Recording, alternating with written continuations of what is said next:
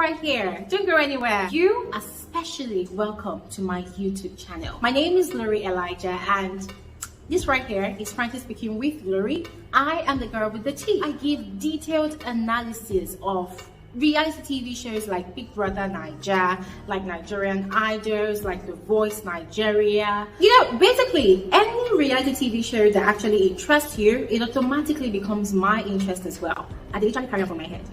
I give detailed analysis, I give detailed reviews. I run commentaries also because I want us to have fun. I want us to catch cruise. I want us to, you know, vibe to stuff like that. And reality TV shows are not the only kind of content that I put out on my channel. I also do movie reviews. So you see this Glory Elijah of a girl, she's a very, very boring sport. Guys, for real. I am super, super boring. However, whenever I feel like passing my time, you know, just having my own fun, chilling, being in a zen mode, I catch up on movies, which I find very, very interesting or exciting. But also, guys, I love reviewing those annoying ones because, hey, we have to call them out. You cannot come and waste my data, you cannot come and waste my precious time watching some really annoying movies. And I also talk about trending social topics because, of course, this life has to be balanced, okay? It's not all about entertainment and fun all the time. We also need to talk about those serious issues that concerns me, that also concerns you as well. You're about to have a blast on this channel. I also share my life experiences from time to time. Yes, that is when people ask me to talk about it. But if people don't ask me to talk about it, sometimes I do not feel the need to talk about it. I like keeping my private things private. But once again, you are welcome to my YouTube channel, and as I told you before, you are in the right space. Trust me, you will be so addicted to this channel. People are going to be asking you, what's happening with you? Are you okay? And hey, don't forget to turn on post notification, all right? That is the best way for you to always receive alerts of my videos. So you see what I'm doing on my screen right now, just do exactly that and you'll be cool. See ya. Hey guys. Okay, we are here again. All right, you are all welcome to another interesting live stream on this channel. You already heard the introduction. You already know my name. You know every yes. So I'm just gonna go ahead and start. You all are welcome. You are welcome. Listen, every single time that I have this live stream on Saturdays and I see you all, even though it's one person, even though it's 5 people, guys, I am grateful. Because I remember when we first started over a year ago, and we'll start with just like 10, 15 people, 20 people. I'm like, okay, we're getting somewhere, you know, and from time to time, we started growing. So I am happy. I am happy that you all are here right now. It means you actually enjoy our conversations. So I do not take it for granted. I recognize the fact that this is a weekend. So all of you just might possibly have 1 or 2 errands to run, work to do, chores to attend to, your personal lives to attend to, but then you still make out time to join this conversation. So I am grateful.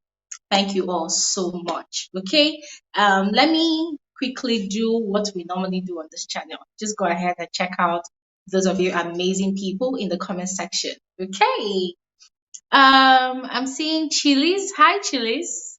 Lebo Gang. Hello, I'm seeing Chantel. Hi, Dorothy Simone. I hope I got that right. Finny. Hi, Finny Claire. Deborah Amua. Thanks for coming through. Sikosana. Hi, Titi Layo. What's up? Oh, she said I look amazing. Thank you so much. Busayo. Hi, you're here again. That means you've been here before. Thanks for coming through. Susan Abudu, hello. Annabelle, you're welcome. Glory Elijah, hi, because I can see myself in the comment section as well. Hi, Evelyn. Evelyn, I got your email. I'm going to respond to you. Oh my God, Evelyn, we have a lot to talk about. So I'm going to respond to your email afterwards. Busaya, Elizabeth, Kole Dafe, hi, Rachel, hi. Yes, so all of you, you're welcome once again. You're all welcome. Anyways, you've seen the thumbnail, you've seen the title of today's live stream. And first of all, I want to apologize to all of you that kept on sending messages and asking if I was going to be hosting Nale and Venus today. So guys, I did my best. And thankfully, I always tell you people, I keep my fingers crossed. I'm not promising anything. That's what I always tell you guys, right? So I tried reaching out to them, but I don't know what happened. They were just not available. Okay. And listen, as I always say, it's only an invitation. I can only extend an invitation. I cannot force people to come on my channel. All right. So guys, please understand. And that is why I did not put out any publicity today to announce that I'm going to have them. I don't like deceptive pulling of crowd. If you know what I mean. Yes, if I'm not going to have them, I'm not going to have them.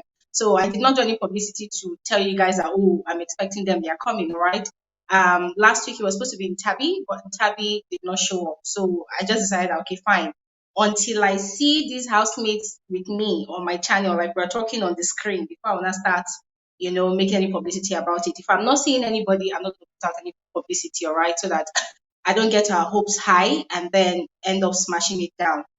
So I'm sorry, they're not going to be joining us today. However, we're going to be having our own conversation, okay? I mean, before we started having conversations with housemates, we used to have our own conversations, right? Which we did last week and which we've been doing, and we had so much fun. So there's been a lot of things happening in the Bbmzansi Season 3 mansion this week.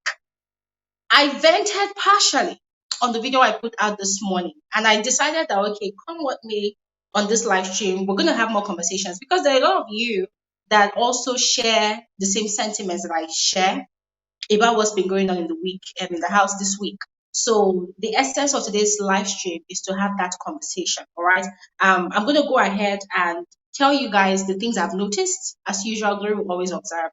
I should always share observations. So I will share what I've noticed, and I will share the link to this conversation. If you would like to join me on the screen virtually to talk, then you would just have to click on the link and then you come online and express yourself. Another thing I want to disclaim, or is it, how do they put that? Another disclaimer I want to put out there. So this week, somehow, I don't know how it happened, but I was kind of dragged on Twitter a bit. I don't know how that happened because, hey, dude, I keep myself to my lane, yeah? So I think some people are very, very busy doing the Lord's work on other social media platforms besides YouTube.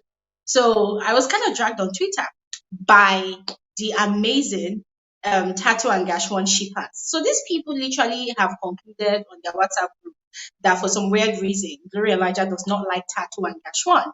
And then on Thursday, they had their wager task where they had to tell stories. Campfire stories, exactly. Campfire stories. And I did a review of that task and I gave a lot of accolades to three people, Thato, Tools, and Temba. Yes.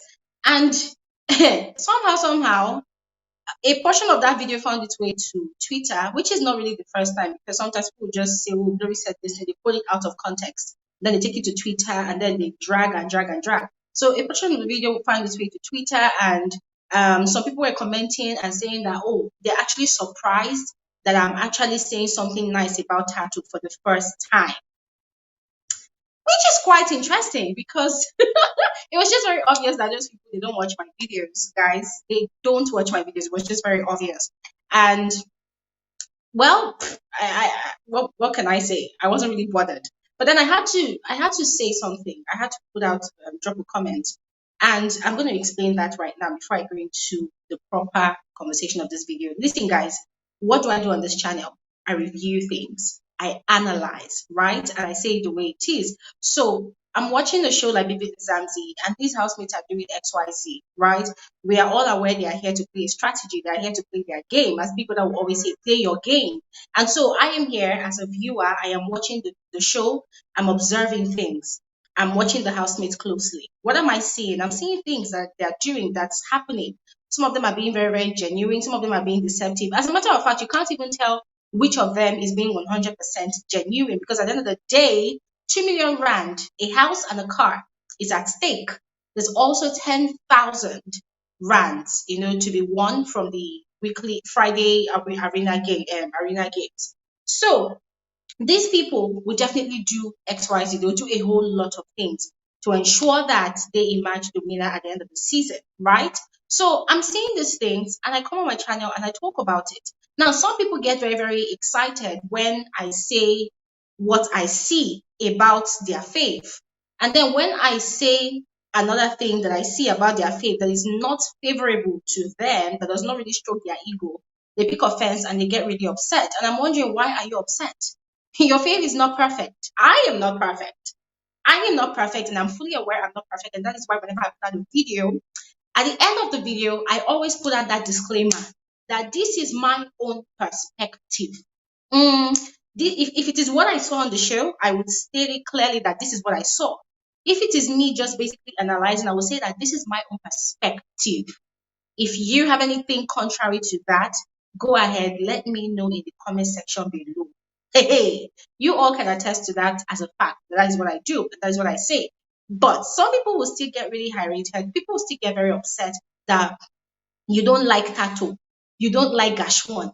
You are decampaigning Thato. I'm like, how exactly am I decampaigning Thato? I mean, won't people get really bored if I come on this channel every single day and I'm saying, oh my God, Thato is so sweet.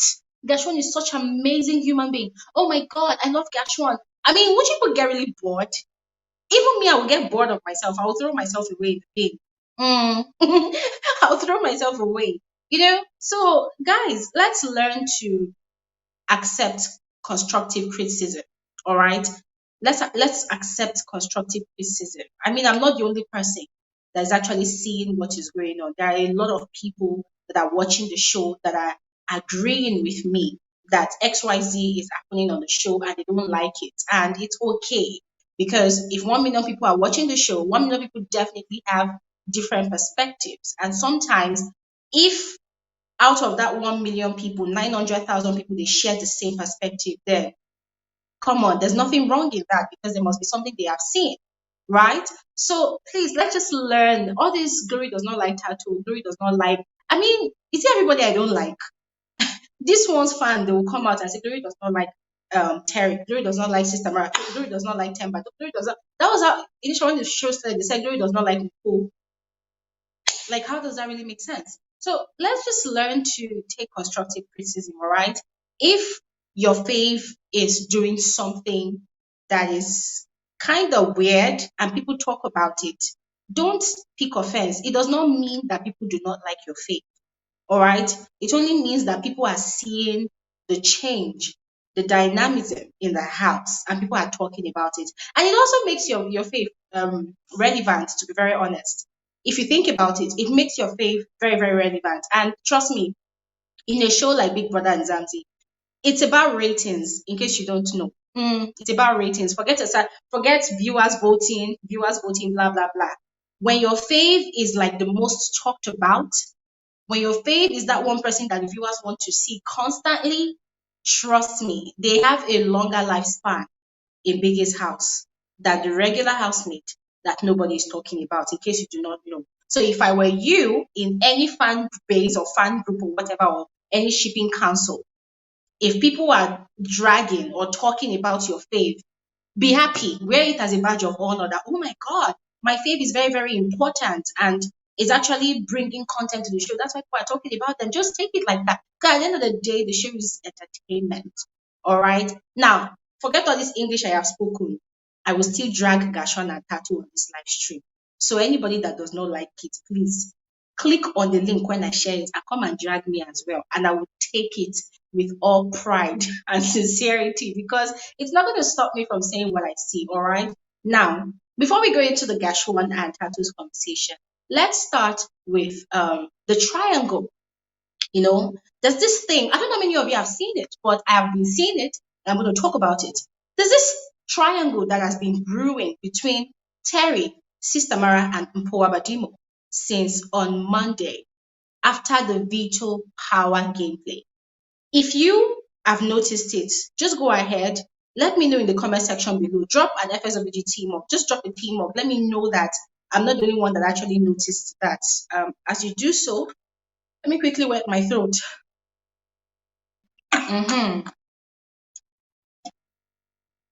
Okay. Yeah. As I said, I noticed a triangle that's brewing or has been brewing between Terry, Sistamara, and Mpho. All right. And I'm going to talk about it. So I'm seeing you all's comment. Thank you all so much. Thank you all so much. Thank you all so much. I'm seeing some very, very funny comments right here.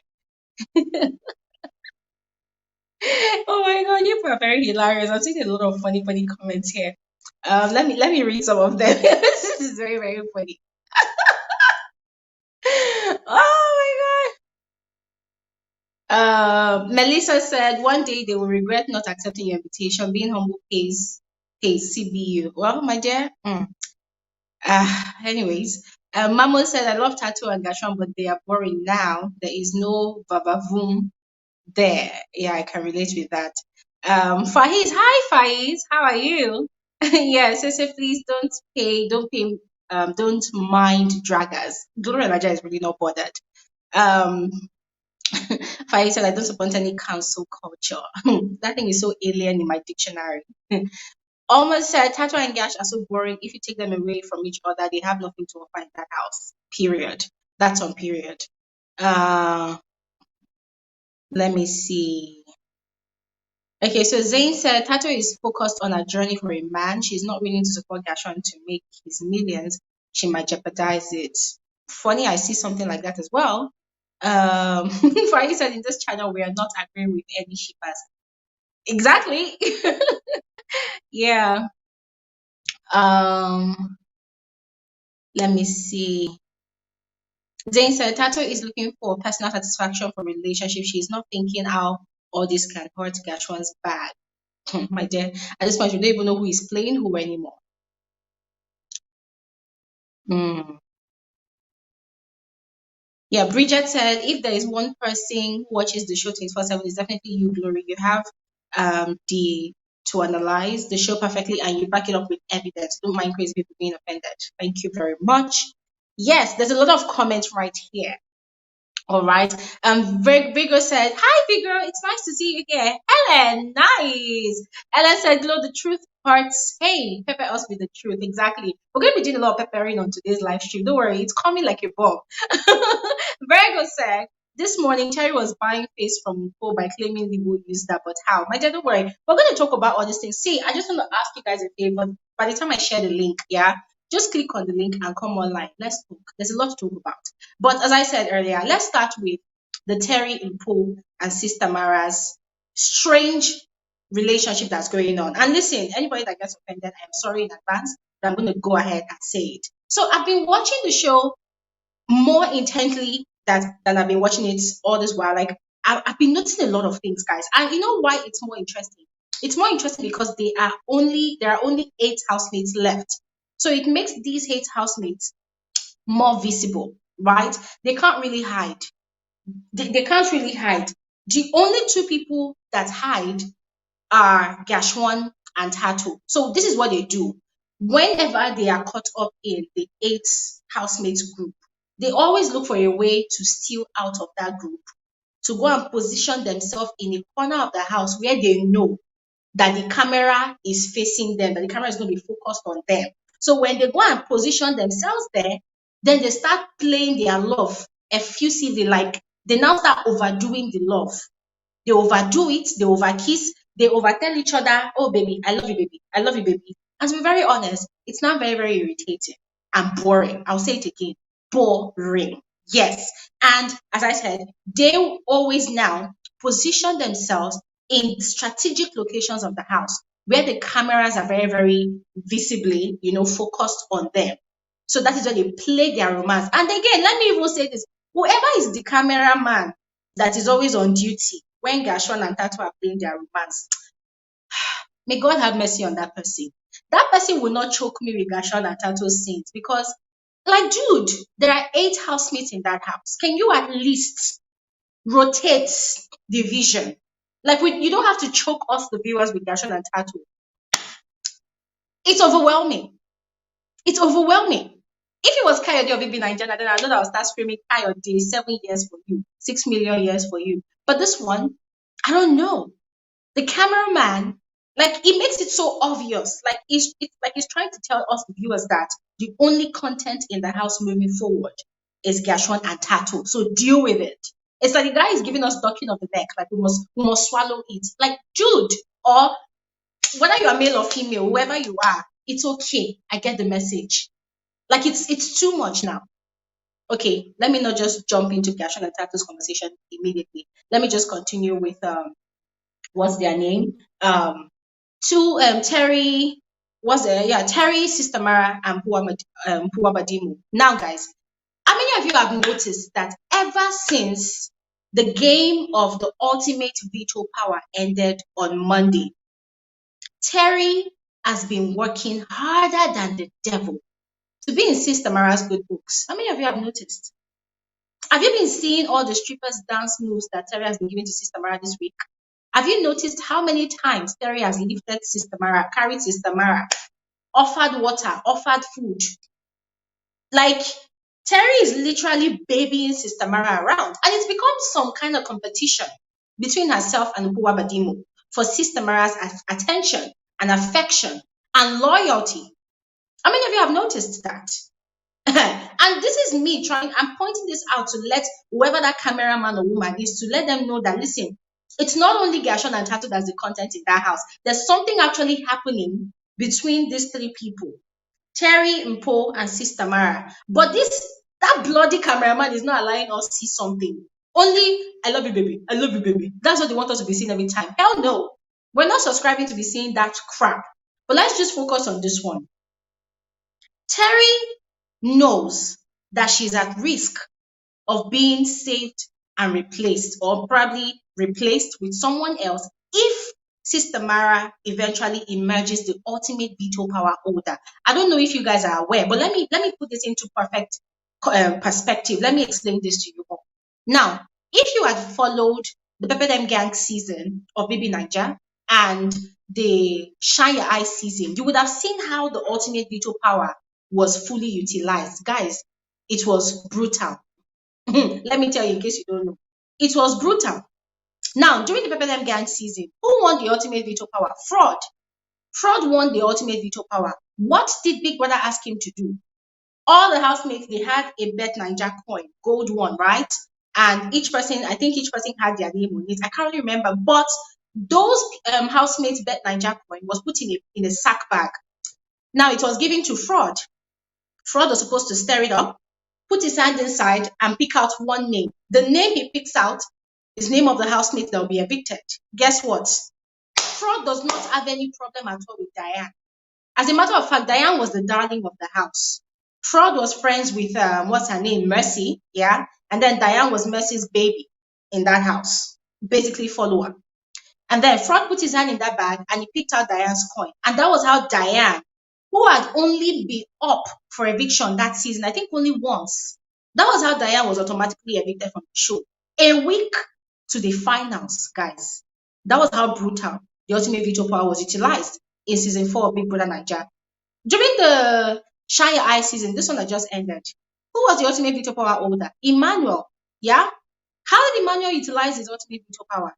Automatically, because of the relationship, or let's just call it fake, because of the fake thing he had with Liquor Rose, automatically he chose Liquor Rose, and then he also chose what's his name, Cross, as deputy head of house. I think that was how Emmanuel utilized his ultimate veto power, and that was why Emmanuel was in the final week. And yes, sadly he did not win. Yes, but that was how the ultimate veto power was utilized. Now this is Bbmzansi, yeah, and they are playing the ultimate veto power game in 2 different stages. They played the first stage on Monday, right? All the housemates participated, and finally, 4 housemates emerged as qualifiers to move on to the next round. We had Tools, we had Sistamara, we had Temba, we also had Thato, right? We had Thato. Now, Gash1 is already safe when it comes to being with Thato, because, in fact, this week, I don't even know, probably that's why this week, the rate at which Gash1 increased is I love you to Thato increased. I love you, baby. I love you, baby. Baby, you know I love you. Baby, you know I am going to put you in my life. You know I'm going to give you everything I want to give you. You know everything in my capacity, I'm going to give it to you.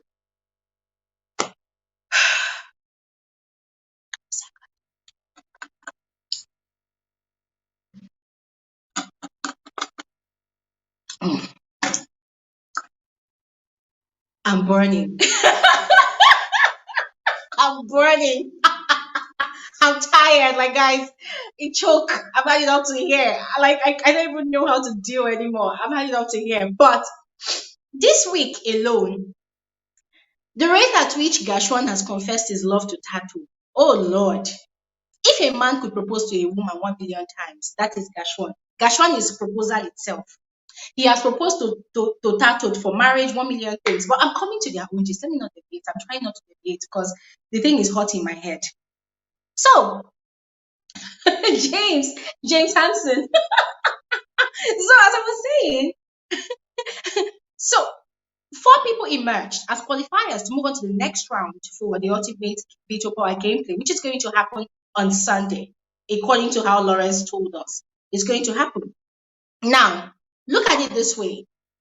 Themba is already head of house, right? And anyways, his immunity for this week is actually a waste because there was no eviction at all. There's not going to be an eviction this week. But he has the ultimate, he has qualified, yes, for the next stage of the ultimate veto power. But then if you find out, if you notice, there are two people that have entanglements. There's Thato, whom Gash1 is already clinging to, like his life depends on her already. And then there's also Sistamara. Now, guys, we know what Sistamara did to Terry some weeks ago. Yeah? Sistamara was the first housemate in that house that changed the game. He nominated Terry for eviction. What else did he do? He put up Vino, his bestie's lover, in the house. And it was because of his selfish decision that Vino got evicted. Yes, like, guys, let's call it spade a spade. So Terry is fully aware of how dangerous Sistamara is to her in that game. Yeah. I mean, all the while when Sistamara did all of that, betrayed her, she was like, oh, it doesn't matter. But she was still very, very good friends with Libo and Tools, right? They were doing the alliance conspiracy thingy when the conspiracy corner was still there. And then the conspiracy corner was removed on Monday, right? I think, was it on Sunday? Yeah, I think on Sunday after the live eviction show, conspiracy corner was taken off. And then after the ultimate veto power gameplay, the first stage, I don't know how many of you saw Terry's face and countenance. Terry instantly knew that if push comes to shove, if they put her and Mpho or any other housemate and ask Sistamara to save someone, Terry knows that she's not going to be that person. She knows that she's not going to be that person that Sistamara is going to save. Because Sistamara has been showing it that Terry, you and I cannot be friends because you will sabotage my chances of winning the money. So that was why he took out Vino.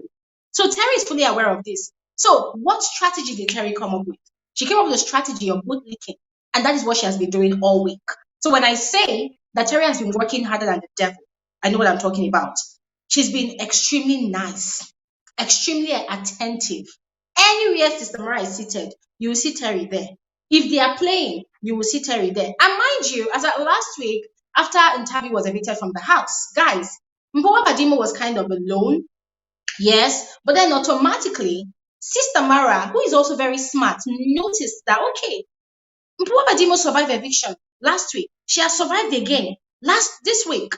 Automatically, he also clinched onto Mpho, knowing fully well that Mpho probably or definitely has a strong army out there, voting for her, protecting her.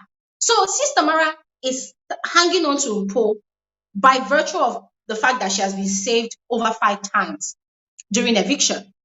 Now, Terry, on the other hand, is leeching up to Sistamara, knowing fully well that because of how competitive Sistamara is, Sistamara stands at least a 90% chance of winning that veto power title, the ultimate veto power title. And because these housemates, they've been watching BB Naija, so they know how the ultimate veto power title has been utilized in the occasions that it had been used. So Terry is scared. Terry is scared. Like, she's literally shitting her pants. She's scared. She knows what's at stake. She knows that we just won, one decision by Sistamara. She's out of the house. And that's why she's been looking all week. Even this morning, I was so disappointed that Terry was seriously badmouthing Libo in the kitchen to Mpho. And I'm like, Terry, You forget that at the end of the day, after the show, all of you will come out here. Mpho that was acting like, oh, she did not gossip. Mpho gossiped a lot. A lot. Mpho gossiped. She did. She gossiped with Libo, and then when she had a fallout with Libo, she continued gossiping with Ntabi. She did. The only reason why Mpho is not really gossiping at this time is because she has not really seen her soulmate in gossip sections. That is why. And then Terry is no saint. Terry gossiped about Mpho a lot. There was a particular week that it seemed as though Terry and Libo were obsessed with Mpho. Every single time they found an opportunity to have a conversation or probably conspire, they were constantly putting up Mpho and Ntabi up for eviction. So I'm just laughing. I mean, I was watching Terry acting like a saint. Oh my God! Libo said this. Libo said, and when it comes to 2 million, everybody becomes a saint. Sorry, let me drink water. These housemates are stressing me out. And so, as I was saying, Terry, who came into the house as a strong, independent, like a force to reckon with. Terry she now knows that her fate in staying in Biggie's house lies in Sistamara's hands somehow. Because to be very honest, Terry has only been up for eviction once. And she was lucky that she was safe. Why? Because the people that she was up against, they were actually weak. Not like they were weak, individually, but their fan base, their voting base was not really strong. And they were not really playing a strong game in the house at that point in time. But trust me, you put Terry, you put Mpho, you put Gash1, you put Themba together at the same time up for eviction. I'm telling you, Terry is going home. Even add Sistamara to the equation. I'm sorry to say, but Terry is going home. Yeah, she's going home. I'm saying this based on statistics. Based on statistics of the voting game. That is it. So, to be very honest, I'm disappointed and I also applaud Terry. Now, let me start with the applaud. I applaud Terry because it takes courage to aslick and buslick, English grammar, Jesus Christ. Let's take it again before I bite my tongue. It takes a lot of courage to bootlick and suck up to someone that betrayed you, someone you once called best friend. It takes a lot of courage. Yeah, because the truth is you're walking all over again into that relationship blindly. You don't know what to expect. Sistamara is very unpredictable, by the way. He's very, very unpredictable. Sistamara is very, very unpredictable. Sistamara is very, very cunning, calculating, conniving. And he comes across as a very, very innocent person. But trust me, if you are looking for the key players in that house, mention Sistamara, mention Tools, mention Gash1. You see those 3 people? They are motherfucking brainiac in this game. They are calculating. They are playing the game like mad. You see all that vulnerability thing. Okay, you know what? Let me not just go there, because if I go there, people think I'm actually targeting a certain population. But let me not just go there. But Sistamara is playing a game. He's playing his game in a very, very calculating manner, and he's doing great. I must applaud them. So, as I said, I applaud Terry for kissing up and bootlicking and sucking up to Sistamara just to be safe. Because just like everybody else in that house, just as us the viewers, we don't know what the ultimate veto power holder will be instructed to do, right? Oh yes, and Badimo, thank you, Aleta. So, I do not applaud Terry, on the other hand, because she's making it very obvious. And it's to her own detriment. She's making it very obvious because let's be realistic. The person she is playing that, oh, I love you game with, Sistamara, is not stupid. Sistamara is not stupid. Yeah. Sistamara is that kind of person that if you show him too much affection, he becomes very, very suspicious that, why is this person getting too close to me? Why is this person liking me too much? Why is this person being too nice to me? And that is what Terry has been doing all week. She has been making it very obvious. Sistamara will cough. Terry will say, oh, you need some water. You need some water. Come and take some water. Sistamara will say, oh, no, thank you. I'll go and do whatever. And then you'll see him. You'll now shift to go and meet Mpho and ask for Mpho's snuff. You people seeing Sistamara taking snuff this week. Has Sistamara been taking snuff in that house before? No. Then all of a sudden this week, or was it last week, that Big Brother did not provide them with cigarettes. All of a sudden, Sistamara started taking imposed snuff. Remember, this is not the first time that Big Brother is depriving the smokers in the house from having their usual dose of cigarettes. It has happened before in the early weeks. But Sistamara never went to Mpho to go and ask for snuff. Yeah, because at that time, he did not really understand how strong Mpho was in that house. But now, everybody's eyes are open. Everybody now knows that, oh my God, this person is a threat, that person is a threat. So they're all playing games. And that is why I am actually very, very pissed at the cameraman or woman. You see that person, they should kick that person away from that place and put that person on another shift, I beg. When it comes to midnight shift, they should bring that camera person back. We can now entertain ourselves watching the boring moments between Gash1 and Thato. But you see, during the day, when all this drama is going on in that house, we beg you, we beg you people, big brother, please allow us to see all the mind games that's going on in the house, because there's a lot of mind games going on. But no, the cameraman wants to choke us to death with "I love you, baby. I love you, baby. My wife, my husband, my wife." It's boring. It is. Anyways, that is the first thing I noticed in the house. The second thing I noticed in the house is Mpho. Mpho seems to still be nursing a lot of grievances against people in that house. And it's okay, it's all right. You know, some people have different coping mechanisms. Different people have different ways of dealing with anger, dealing with things that annoys them. Some people know how to vent, some people cannot vent, some people can vent one on one, some people cannot really vent one on one. And I've noticed that Mpho is that kind of person that when people upset her, she does not go to meet them to confront them or to address the issue. No, she would rather have that conversation with someone else that she feels will understand her pain. And in the course of it, she begins to say a lot of vile things about that person. And that's why sometimes it comes across as terrible gossips. Yeah. She does not really know how to address things that actually hurt her. She doesn't. Or maybe she just chooses not to. I don't know. I don't know Mpho from anywhere. I don't know any of these housemates from anywhere. I can only say what I see. Yeah. So she and Libo, they had a conversation last week, and it seemed as though they had settled their differences. But then lo and behold, at every given opportunity, Mpho will look for a way to drag Libo. Mpho will look for a way to personalize the conversation and make it look as if that conversation is actually for herself and Libo. And then she'll now use the opportunity to start attacking Libo. And then I'm wondering, like, girl, why are you stressing yourself? Because that is so much burden to carry. You people are in that house together. There's nothing stopping you from calling Libo and saying, Libo, let's have a conversation. But then at every given point in time, every single opportunity, boom, you will just see her.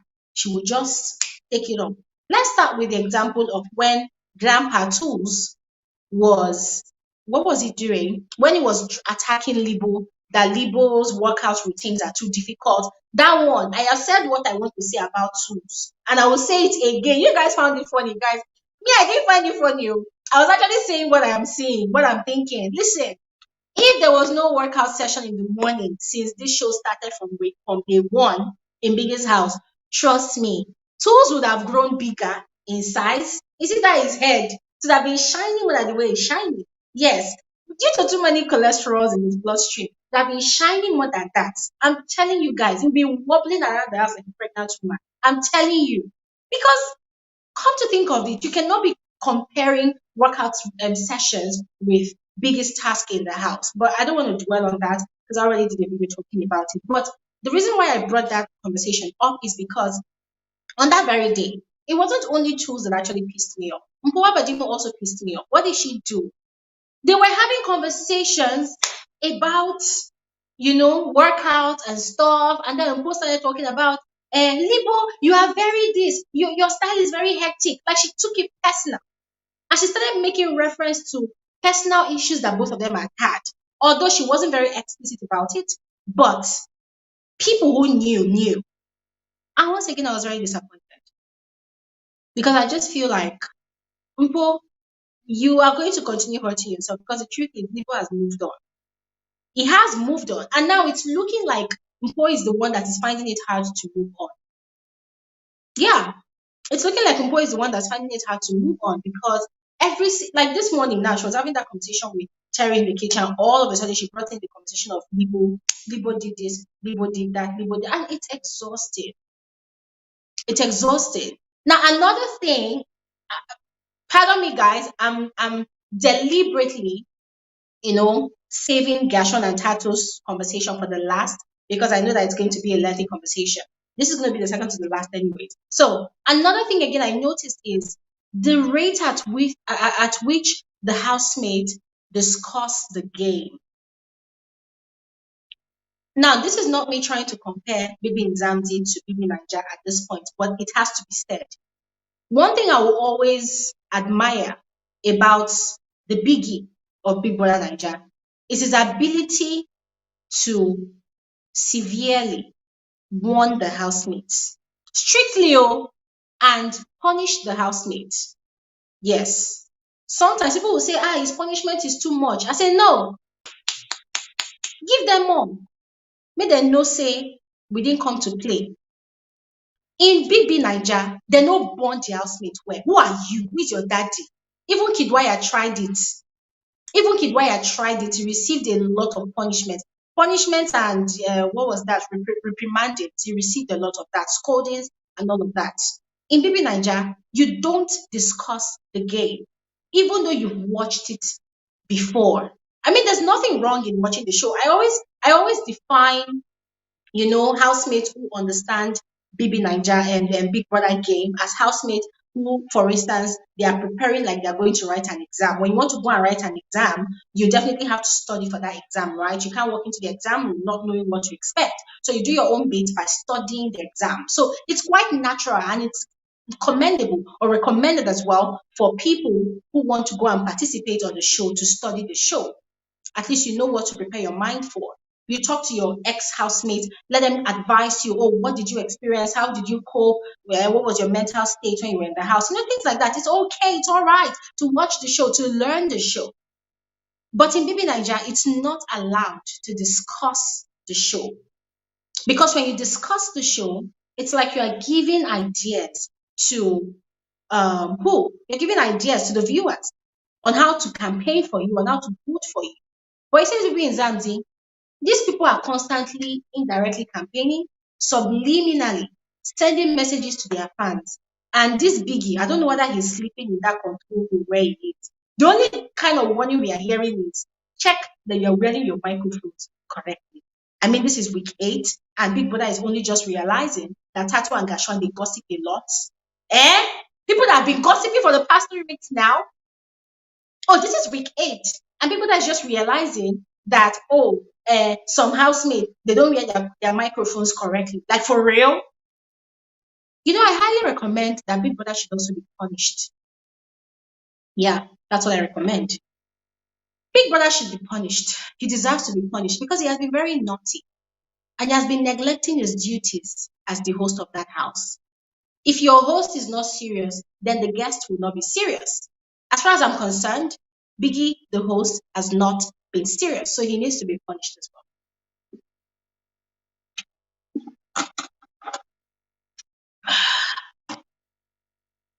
Pius is saying, and he's yet to give Themba his punishment. As a matter of fact, he said he was going to punish Themba, Thato, Gash1, and Sistamara. We haven't seen the punishment yet, so let's just wait and see if the punishment is going to come on Monday. Mbali is saying, I also commend him because every time we will discuss past seasons and reunions, we will shut that discussion up. Exactly. I don't want to even drag Lawrence because Lawrence is my crush. And please, no Lawrence slander will be tolerated here. I beg you guys. See, I am crushing on Lawrence so hard. So even if I have a lot to say about his hosting technique, his hosting style, I'm going to reserve my comments to the end of the show. Because I've been saying it every Sunday, doing the rapid show. So let me not just say it again. But Lawrence, they fall my hand, Sha. Lawrence, they fall my hand. Lawrence, they fall my hand. And I'm just going to leave it at that. I'm going to leave it at that. So, as I said, Biggie needs to be punished severely. Yes, If Biggie says the housemaid should sweep the house and scrub the floor, you see that studio where Biggie is giving us instructions with his booming voice? He should clean that studio. He should clean the studio. Yes, he should be punished. Because I just feel like he has given this housemates a lot of leverage. Now they do as they like. How can they be discussing the show? Talking about in previous seasons, this and that. I mean, the way Thato explained the secret task, it completely removed the fun out of it, to be very honest. So it was like Biggie was trying to spice up the show because the housemates, they stopped creating content. Now everybody is just desperate to win the 2 million and go home. Nobody is even concerned about creating content anymore. You see that vibe, that energy, that commitment they showed at the beginning of the show to creating entertaining content for us the viewers. They killed that vibe already. They stopped. It's no longer there. You know, so when Biggie gave Libo that secret task this week, I was really hopeful that it was going to spice things up, but it did not because Tato opened her mouth. Wow, wow! I know that in Big Brother Nigeria they used to give that secret task. People are going to be the. I was pissed like Tato, shut the hell up! I was pissed. I'm like Tato, just zip it. Because you see, there's something about reality TV shows, all right? When something is about to happen, us, the viewers, we have an idea, right? Take, for instance, Libo's secret task. We knew about it. Why? Because Biggie gave Libo that instruction in the diary room. So we were a witness. We saw it. But what we did not know was the reaction of the housemate when it happens, right? And that is where the content lies. The housemate's reaction towards discovering that their personal belongings had been stolen, right? You see that reaction, that is the priceless content that we are looking for. That is the priceless content we are looking for. And so Big Brother tried to give us that entertainment, but then sadly, Thato, the master analyzer of the house, she tried to open her mouth and expose everything. And so it now made it look like there was no secret task at all in the house. Nothing happened. So she completely ruined it all. And she had that audacity to ruin it because Big Brother has not been calling the house to order.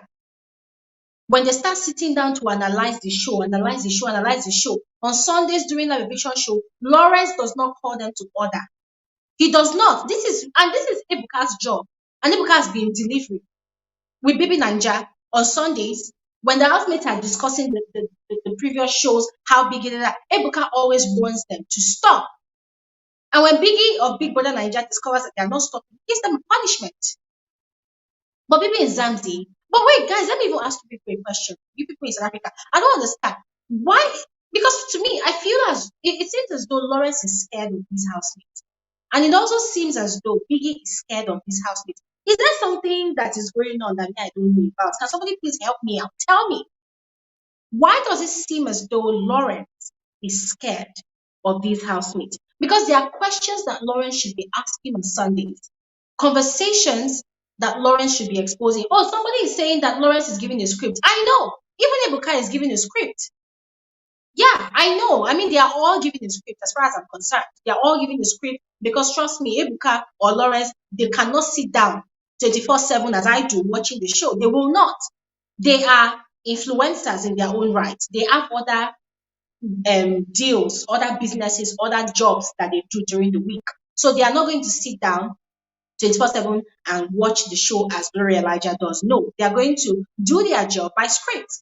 But also, one thing I also respect about Ebuka's own is, even though Ebuka obviously does not watch the show 24/7, if there's something trending on Twitter or maybe Instagram, Ebuka probably might pick it up, probably might discuss it with whoever the scriptwriter is. Guys, I'm just assuming now off the top of my head.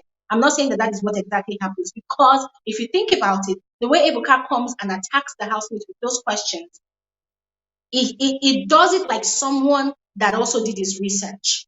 All right? Even though Ebuka does not deliver 100% in that regard, sometimes because yeah, even though I say that Ebuka does his research, sometimes it comes across like he doesn't really do his research, because there's a way you ask someone a question and the person is lying, and you bring more receipts and say, no, but also time and day you said this and that and that. Yes, it means you did your research. So sometimes, Ebuka does not do that, so it doesn't mean like he's 100% better than Lawrence, but let's just give him that credit that he actually at least sometimes, breaks tables, Yeah, Florence is saying, Glory, you're true, but Lawrence pinned them the way Ebuka did it and scatter everything. No way. Sis, I disagree with you. I'm sorry, but no, it does not happen. All right. So, anyways, guys, I don't know. As I said, I feel like Big Brother has been sleeping this season. How many punishments has he given to the housemate? Just one, to clean the entire house. Well, that punishment was tough, but it's not enough, because those housemates, they have coconut head. They are still doing as they please, right? And now moving on finally to the Thato and Gash1 conversation. I mentioned earlier that since last week or 2 weeks ago, that Thato and Gash1 started this their shenanigans in that house. Trust me, they always look for where the camera is very, very obvious. Like when the camera is going to be focused on them, they look for that angle. And then that is when they go and do their law. And that is why I still do not believe that their relationship is legit 100%. I don't believe it. I'm only going to believe it because already Gash1 don't propose an entire house. I want to give you everything that I can give to you. I want to marry you. You are my wife. Thato too, you are my husband. I don't know who is fooling who. Or I don't know if both of them think they're actually fooling the public. Okay, they've actually succeeded in fooling some people anyways, those ones that keep dragging me, the shippers, but I'm not fooled. So we're going to wait till after school and see if their relationship is legit. Let me just go ahead and share the link to this conversation. If you have anything to say about all of these observations that I have raised, go ahead, please click on the link and I will add you and then we'll have a conversation, okay? So I have dropped the link right now. Just go ahead, click on it, and let's start this conversation now. Yeah. So, I've dropped the link. Let me quickly drink some water.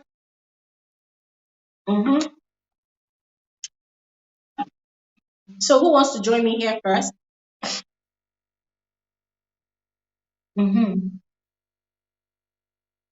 So whilst I'm waiting for you guys to join me on here, I'm just going to go ahead and read some of the comments.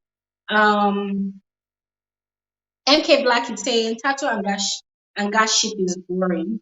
Ignoria said shaking tables is the best way, not at church, whereby we need peace. Drama is needed. I do miss such drama like Perry White, Money Bisola, Lekon, and Erica.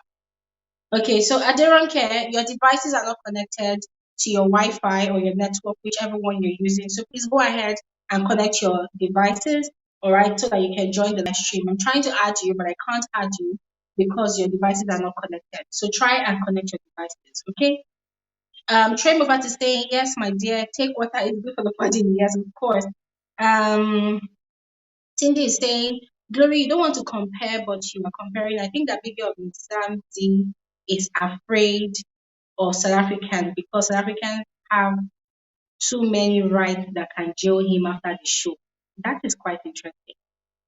Okay, so please, if you're coming on this live stream, kindly put on a shirt if you're a guy, and if you're a lady also, please put on a shirt, all right? Let's not trigger the viewers, all right? Let's recognize that this is a live platform. And for some of you that do not know, people that are viewing this live stream right now, a lot of them, they are from different parts of the world.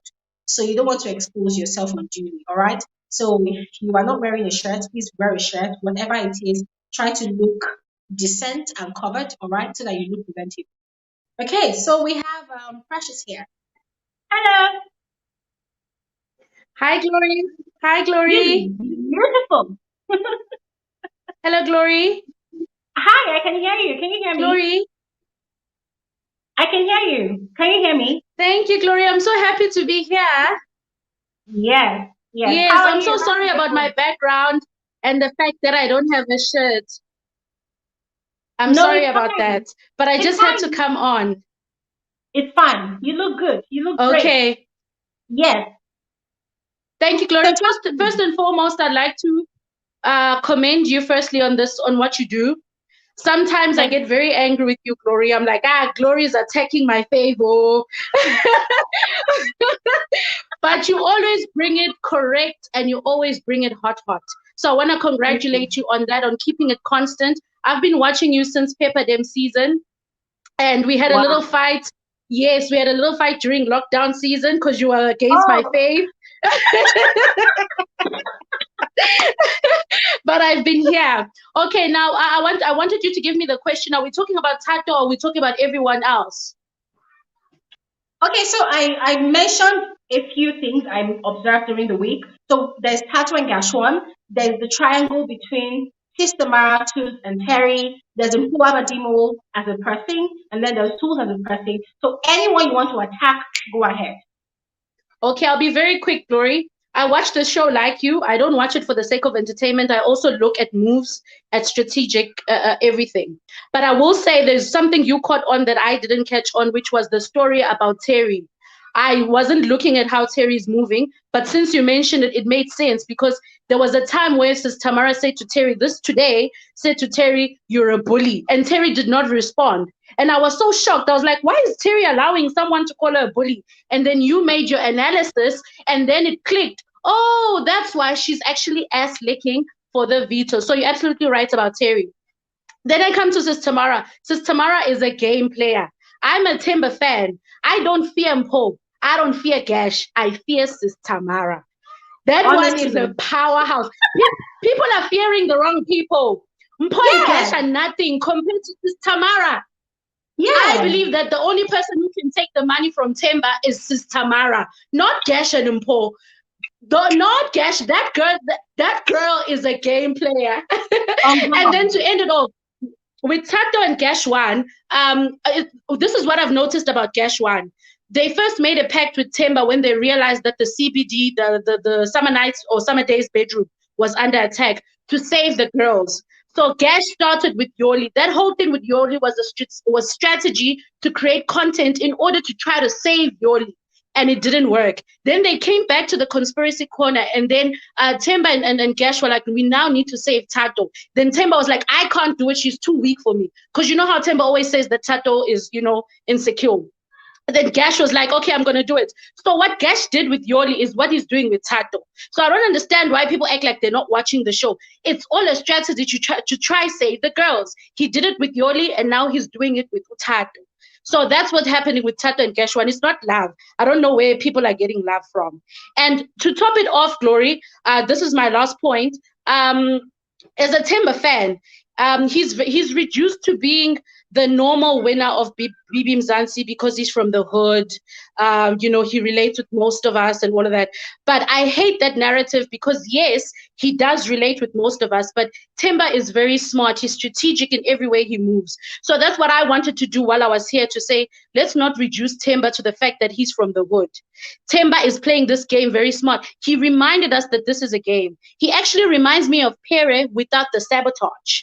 Remember Pere, we all hated him, but he was saying, you guys are forgetting that this is a game. So when Timber stepped on, he didn't have time to play, oh, I want to be your friend. He was like, I'm here for 2 million. And the game was on. So that's why I like Timber, even though I didn't like Pere. They're both gamers, but this one is not sabotaging anyone, and he's just using his smarts to get through. So thank you for bringing me here, Glory. All the best to you, and keep on doing what you're doing. Thank you so much, Precious. And listen, before you go, I just want to thank you for mentioning the part about Temba. You see, one thing I also admire about Temba is he is not one of those housemates that's looking forward to using the relationship as a crutch to fight his way Mm, to the final. I mean, there was every mm, opportunity for him to do whatever he wanted to do with Dinky when Dinky was in the house, but it did not happen. There was yes. opportunities to do Mhm. things with what's her name, Nale, as Nale offered a friendship, but he Yes. declined that. So there were numerous Yes. opportunities. Even with the Venus, he did not Yes. spend time in chasing Venus in that house. He said it Yes. that this is a He said, game. I'm This not is going to not be a BU. exactly. Yes. I don't want to be a lead. So I love what you Yes. say, and I love the fact that he is not reducing himself to be the underdog. No. And that is why in the diary room, he is very, very plain with his strategy that this is what I would do and this is what I am doing to play my game. You know, but really, thank you so much, Precious. And let's keep fighting. It's good for the show. Yes, we'll fight on the next season of BB Niger. Okay. Of course. All right. Bye, Glory. Bye. Oh my God, this is simply amazing. You know, I love it when people just come and then they hit the nail on the head. I'm saying two beautiful people here. I'm saying Lucretia and Cosmic Freeman. Hello. Hi. Hello. Good afternoon. Good afternoon. I am happy to see both of you on here because there's a lot to talk Same about. I here. was looking forward to seeing you guys. Okay, so let's start with Lucretia. Lucretia, I know you have a lot to say, so let me hear from you first. Okay, thanks for welcoming me, Glory. Yeah. Before maybe I get into details, I got into your show late today, so I didn't hear the story of the shirts. I don't know if I'm wrong, if I'm not wearing a shirt, or you were just saying as long as a person is decent. Oh, no. So why I put out that disclaimer is because, you know, I see what happens at the back end here. So there are people that want to join, and I do not add them because some of them, they are not wearing the shirt. Oh, Yeah. okay, no, Yeah, so when we're having I get conversations you. like this, I am seeing some people trying to join, you know, with the link, and some of them, they are guys, they are on their beds, they are not wearing shirts, their chests are exposed. Some of them, they are ladies, they are wearing lingerie, you know. So I can't add them because that would be them exposing themselves, you know. So that's why I had to put out that disclaimer that if you want to join, at least cover up a bit so you look decent here. So it's not about you. You look fantastic. Okay, thanks, Lori. Oh, Yeah. yes. About this week, I didn't get your questions and everything, but what really caught my attention from the beginning of the week, as we were expecting maybe nominations, or you remember the Big Brother Niger, what's that? The power, what's that? The veto power thing given to Yeah. that person. Yes. So I expected something like that, but yeah, really, Big Brother has surprised us this week. Yeah. So, but all in all, there's something that you said on your last video, that I watched this morning about the housemates this week being so boring, concerned about if they will make it to the final, and they are not giving us the thing. I wish somebody can just go there and tell them that, hey guys, wake up and smell the coffee. You are now starting to be boring and to be. And as for Thato and Gash1, I'm sorry. I don't like it's kissing corner to corner, left, right, and center. I'm just tired of that relationship. They are not my faves, but I have nothing against them. But oh my goodness, they just kiss, and there's nothing that keeps us want to watch them. You comparing them with Mendy and Ozo, I still doubt it. I don't agree with you on that one because Nengi and also at least sometimes they're fighting. Sometimes this one is working with this one, and then the other one is jealous, and then we enjoy that thing that, oh, she said she doesn't want it, but now she's jealous. The other one is not giving the other. This one is constant. You know, when they show us them, they are kissing, they are talking about, I've been looking at you from this time. And Glory, we're tired. We tired. Big Brother, I wish he could just hear this and know that the two housemates, it will be better if they just go home. They're not assisting us. Honestly, one person needs to be evicted. One of them needs to be evicted, and let's see if the other person can give us content for the next 1 week because I'm bored. Exactly. Yeah. Exactly. And then the other thing I said, I think you didn't hear that part, you know, there's also the relationship dynamic between Terry, Sistamara, and Mpho. So I was explaining that I find Terry to be bootlicking and talking up to Sistamara because of the veto power. You know, Sistamara also qualified to move on to the next stage. So Terry, in my opinion, has been talking up to Sistamara all week. You know, literally babying him in the house, doing all of that. So I was asking if you guys also noticed the same thing. I can see Cosmic also shaking her head. So Latricia, let me hear your own point, and then Cosmic will pick it up from there.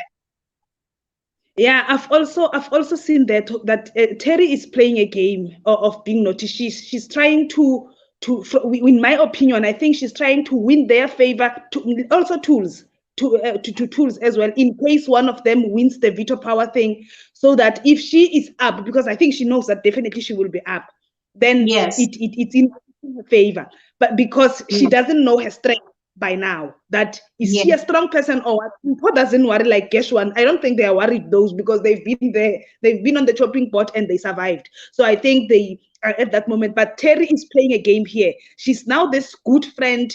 Yet the previous weeks she was busy with Tools and Libo, but all of a sudden she's now trying to bring back the trio of herself, Tools, and Sistamara. I Yeah, agree yeah. with you. Thank you very much for pointing that out. Cosmic, hi. Let me hear from you. Hi. Yes. Thank you. I want to talk Yeah. about Sister Mara and Terry. What Terry is doing wouldn't work, because when Sister Mara has that power to evict one person, he's going to evict Terry, trust me. So it's not going to work. And talk about Gash1 and what's her name, Thato situationship. At first, I thought Thato was in this whole situationship, but then I cast my mind back to the day Thato nominated Venus.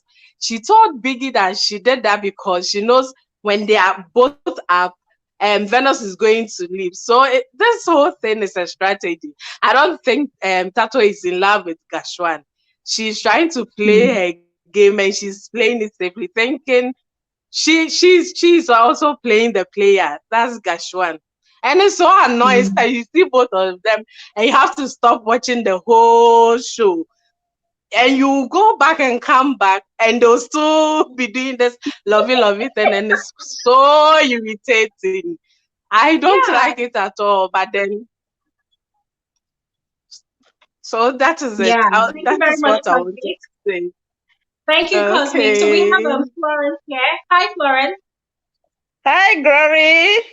How are you? Can you hear me? I'm fine. How are you? I'm doing great. So, what are your observations so far this week? What have you noticed? What are you tired of seeing? What exactly do you think will be happening come Sunday? No, come this Sunday. I'm a fan of Bbnajah and Bbmzansi. I always watch them from the day one since they started when I've got time. But I'm not sure if we're allowed to compare I don't know. Glory? Yes, I can Hello? hear you. Please go ahead. Yes. Go ahead. Are we allowed to compare the Bbmzansi with the Bbnajah and the Bb Continental East Africa? It's up to you. I mean, you are the viewer, so you have every right to But compare. you are the host, so I don't want to interfere with your. I don't know if there's any No, restrictions. go ahead. Go ahead. You know, the thing is, if you watch all Yeah, the I've different watched versions, it because I remember I commented. You talked something about how they are playing the game, about the way Ebuka does it, and it okay, wasn't like I like the way Ebuka puts them on spot when it comes like on the live nominations, on yeah, Sunday, we are glued to watch the show because, like, what is Ebuka gonna say about this and that? Remember, now there is this thing about Mpho and Libo. You've watched the show while it was on.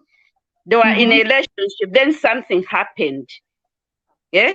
In my opinion, I say that someone is playing a victim in between, yes, painting the other one like a bad person to the rest. And then the house got divided in between. Because when you see Telly was on the other side of Libo and Tools.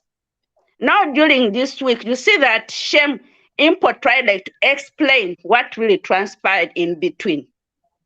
And now Telly is coinciding with now, what's her name? With Impo.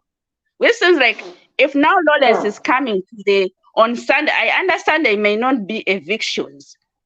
But if you can show some clips so that some things can be aired out, like the way, like it's not telling them what's happening. But when you see that clip, you're still seeing it like this. You'll be, yo, you see? It would be like, I don't know if you get me what I'm trying to say. Yeah, But the way everybody used to do it, because like you could see that, yeah, after when they are done, they could go back and they're like, yo, we say this and we say this. And for Telly is playing her game very, very well, and it's not nice guy. You Telly. It's a strategy, but it's beyond You remember when they had the conspiracy corner, eh? You remember when I think Telly wanted to drag Sistamara in. Sistamara came into that conspiracy corner. Sistamara said what she said, but Telly wasn't giving Sistamara what she's discussed with Mpho, no, not Mpho, with Tools and Libo, and also Tem. And then when it comes inside there, but Sistamara is smart. She's like, I'll check what you say, but you know, when we enter there, you never know. Everyone goes according to their mind. So I'm thinking like, this Terry coming to these two people, Tamara and Mpho, they haven't been friends. Why now? Why now that is changing? The trend is changing. Yeah. So if a smart person inside, you can recognize. But lucky enough for next week, I believe everyone will be up. Yeah, and I just hope for this veto power. I'm worried. Because if let's hear from Latricia. Latricia, what do you want to say to add to that? Okay. I also want to say to you, my dear, maybe I'm going to get myself done, but it's not comparing, but then it just comes naturally for you to talk of Big Brother Niger and Big Brother Mzansi. One, if I was Lawrence, or my expectations from Lawrence, it was that even the time when there was a conspiracy corner, that was the time to shake the tables. Remember what Themba did? Themba betrayed everybody. Themba, when he is with Gash1, he's saying, let's vote this one. When he is with Libo, he says, Libo, get the ladies that you can to vote Gash1 out. After that, they then met again and said, let's vote Mpho so that Mpho is heavy, she can push Gash1 out. Those things, some of them, he was supposed to take them out after the evictions, just after everybody's out. Then they take them out and say, oh, okay, Themba, whose alliance are you in? If I was him, and I think if Ebuka was there, he was going to be on his case. In his, he can be very sarcastic, but his sarcasm is very straight. And also, just to remind the housemates that to move, they are now on their toes, not on their toes, they're relaxed, just waiting for the outside to vote and everything. They're very much relaxed. So for them, now they talk anything with anyone, anytime, and do anything with anyone, anytime. That was going to make it more nice. When Themba was all of a sudden with Venus, the next thing he's in a bathtub with Mpho. All those things, when they are talking about the most beautiful ladies, Mpho is number one, number two is QV, the number three is those things, he was supposed to shake them. And he is just leaving them as they are. And the issue that you mentioned, my lady, you said when Mpho and Libo were having an issue, he was the person who was supposed to shake it. Whether Gash1 did say it or did not say it, and all those things, it was going to shake them. It was going to make the game even more fun, because after that, it would change the mood in the house and they will be moving in different directions. That is the content that we want, because this is a game of betrayal, and that is what we want to see. True. Thank you so much, Latricia. You see, you're talking about if we can compare the two shows. My dear, we can talk about the two shows. And the reason is, ever since watching Bbmzansi, remember, this is my first time actually watching and reviewing the show. I've come to understand that there are levels to entertainment. So with Bibi Naija, we are used to seeing the housemates fighting, sometimes almost getting physical. They exchange words. They fight, drama, is that kind of drama. Bibi Naija housemates, they always come with that preparation to come and fight and go crazy. But with the Bbmzansi housemates, I've noticed that for them it's a psychological warfare. They are not fighting physical fight. They are not doing physical violence. It's a mental violence. You're messing up with people's brains. Like Patricia will always say, it's a game of betrayal, right? And I felt like this was the perfect show for Lauren to create more content. Honestly, there were so many betrayals, beginning from when Temba and Acacia were like this, 5 and 6, I think in week 1 or week 2, and then Temba went into the diary room, and what did he do? He nominated Acacia. He also nominated Dinky Bliss. You know, that was like the earliest betrayal that we had in that house. And Temba gave his Yeah. reasons, and it was shocking. It was shocking because people saw that and were like, oh my God, these two ladies, they sleep on the same bed with the guy at night, they cheese, and look at what he did, you know? So, like you guys are saying, I just feel like Lawrence is really slacking in that regard. And honestly, I don't know if it's going to get better. I don't know. So there's someone here, Becky James. Hi, Becky. Uh, Okay. Anyways, let's just continue. So we were also talking about how Mpho is dealing with whatever went on between herself and Libu. So I was saying that I feel like she's actually hurting herself more by not letting go of it, or possibly having more conversations with people, because they've talked about this thing last week. They've talked about it on Sunday night. They've talked about it Monday. They've talked about it. And at the end of the day, they always tell each other, let's start on a clean slate. Now, instead of starting on a clean slate, Mpho is still holding on to her own beliefs that, oh, Libo was going to sabotage her in the house, blah, blah, blah, you know. And then when there's a conversation, she always looks for a way to loop in what happens between herself and Libo into that conversation. Florence, what do you think Yeah. about it? Let me.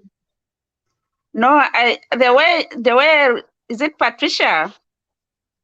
No, anyway, the way you said it, Lori, it's a game of betrayal. You never know. Maybe both of them are playing games. Yeah. Yeah, you Okay. take it back to Thato and Gash1.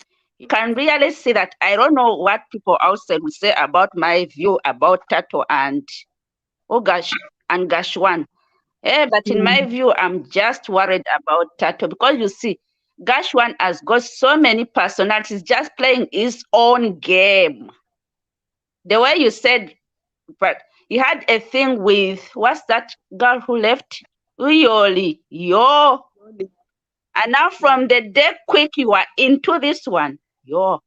I just hope Thato can open up her eyes, but yo, they are inside, we are outside. Yo, they don't know what's happening outside. So I don't know what's gonna happen in there. Okay, You know, Latricia. how You're still needs to understand something. Okay. Okay, go ahead. No, I'm saying I don't know what's gonna. Okay. Can I continue? Okay. Let's continue. Go ahead. That's why I just wanted to say something. I'm like, okay.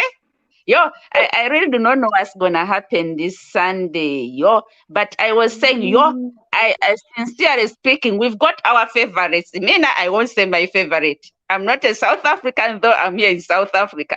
But I've got my favorite in there. Yo, this veto power, yo, guys. But I'll open up. Mina, I don't want Tools to win that because their clique is gonna come out because I don't know what's gonna happen with the veto power. Because I know in BB Niger, with veto power, when you get it, I even remember that season whereby you had to send someone home. And I remember that time I fought for Mercy Eke and her friend. Yeah. Her friend left in the middle of the week. And I'm like, wow. Yo, it was Diane. Was it Diane? Yeah. And then there's this thing of saving someone from they will all be up automatically, saving someone from them. And then that's why it's going to bottom. Because I know if Tools wins it, Liba is going to be saved. That one we know. We know they are friends. He won't save Terry because the way they've been moving. And now it's going to be who is the strongest, who is weakest, according to them. So I'm worried about this veto power, Mina. I don't know. Big must let us know on Sunday. Okay, okay. All right. My My head only must be fear at work. for my I like enough favorite, of not working on Sunday. I'll be rude to see. Ay.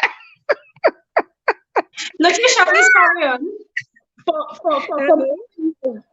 for my favorite, I'm really not worried about the veto power and all that. My favorite is Mpho.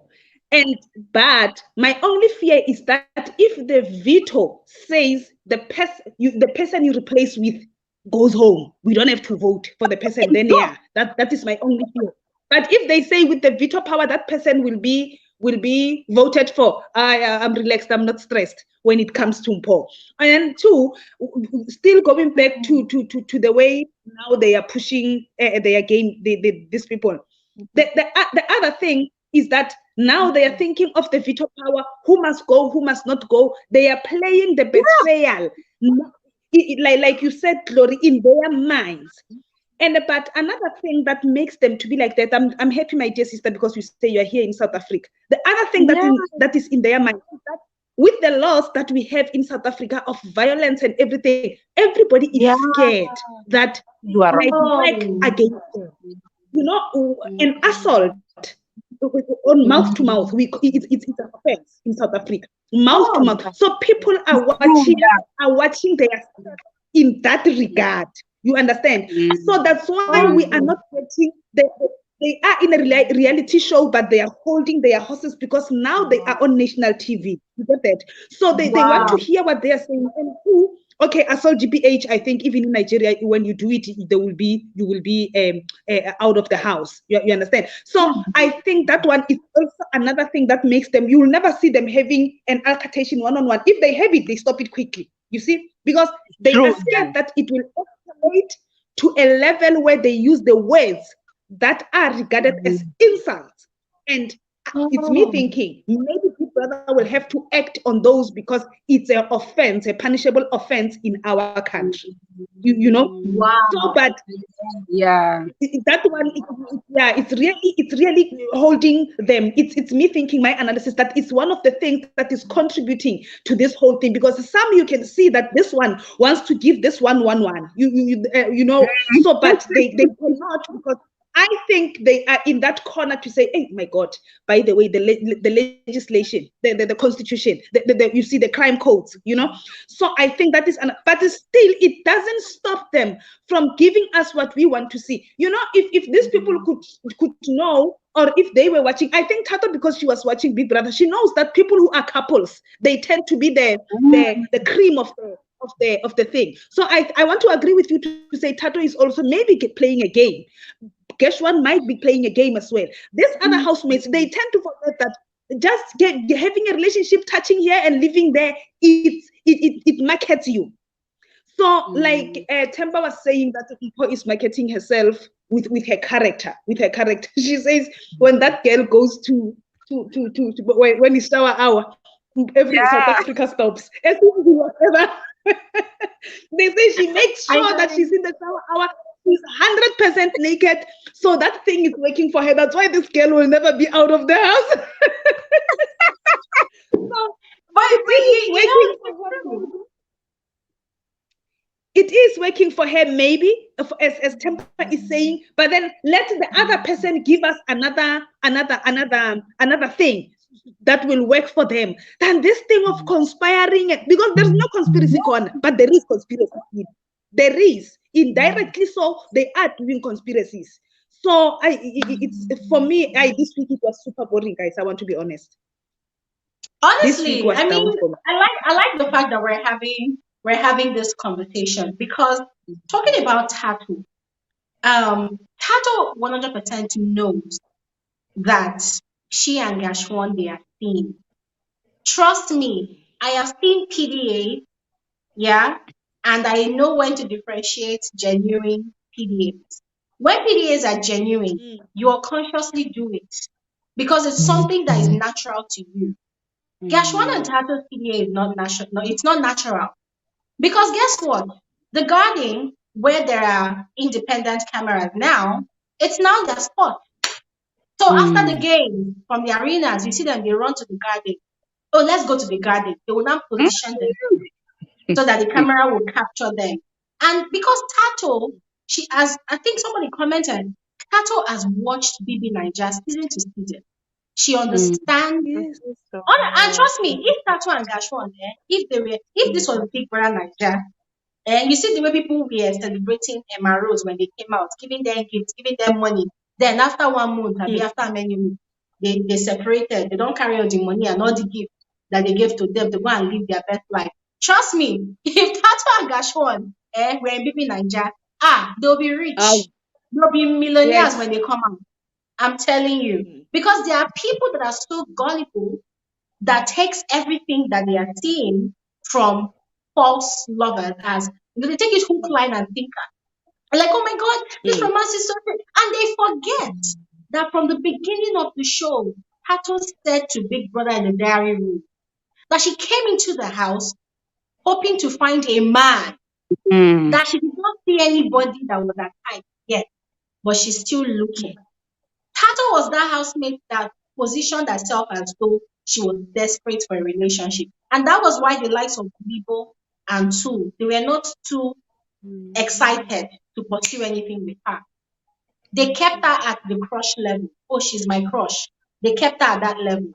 Even Tools, or was it Libo, that did not even express that, oh, she's my crush. She was the one going to go and meet them. Oh, perchance, do you like me? She even took it to BU, and BU schooled her properly. She was telling BU that night, oh, it's as if you're also flirting. And BU had to look like, seriously? Like, girl, I never even came close. It's not even there. Like, where? I will never forget that conversation. BU schooled her properly and put her in her place. Honestly. Yeah. So, for me, I just feel like these people, they're actually playing a game which is quite normal for anybody that is gunning for 2 million rands, right? But then it gets really interesting when a certain portion of the viewers, they just take it all personal, like they're going to die on top of the whole cake if anybody does not believe or agree that whatever they are doing is actually legit. Yeah, Florence, you wanted to say something. I saw you're shaking your head. You wanted to say something. It's fine. I was just nodding to what you were saying. Oh, okay. Yes. Okay. Just agree with Say you. what you are saying. You nailed Yes. it, Glory. It should be spontaneous in the relationship. Yeah.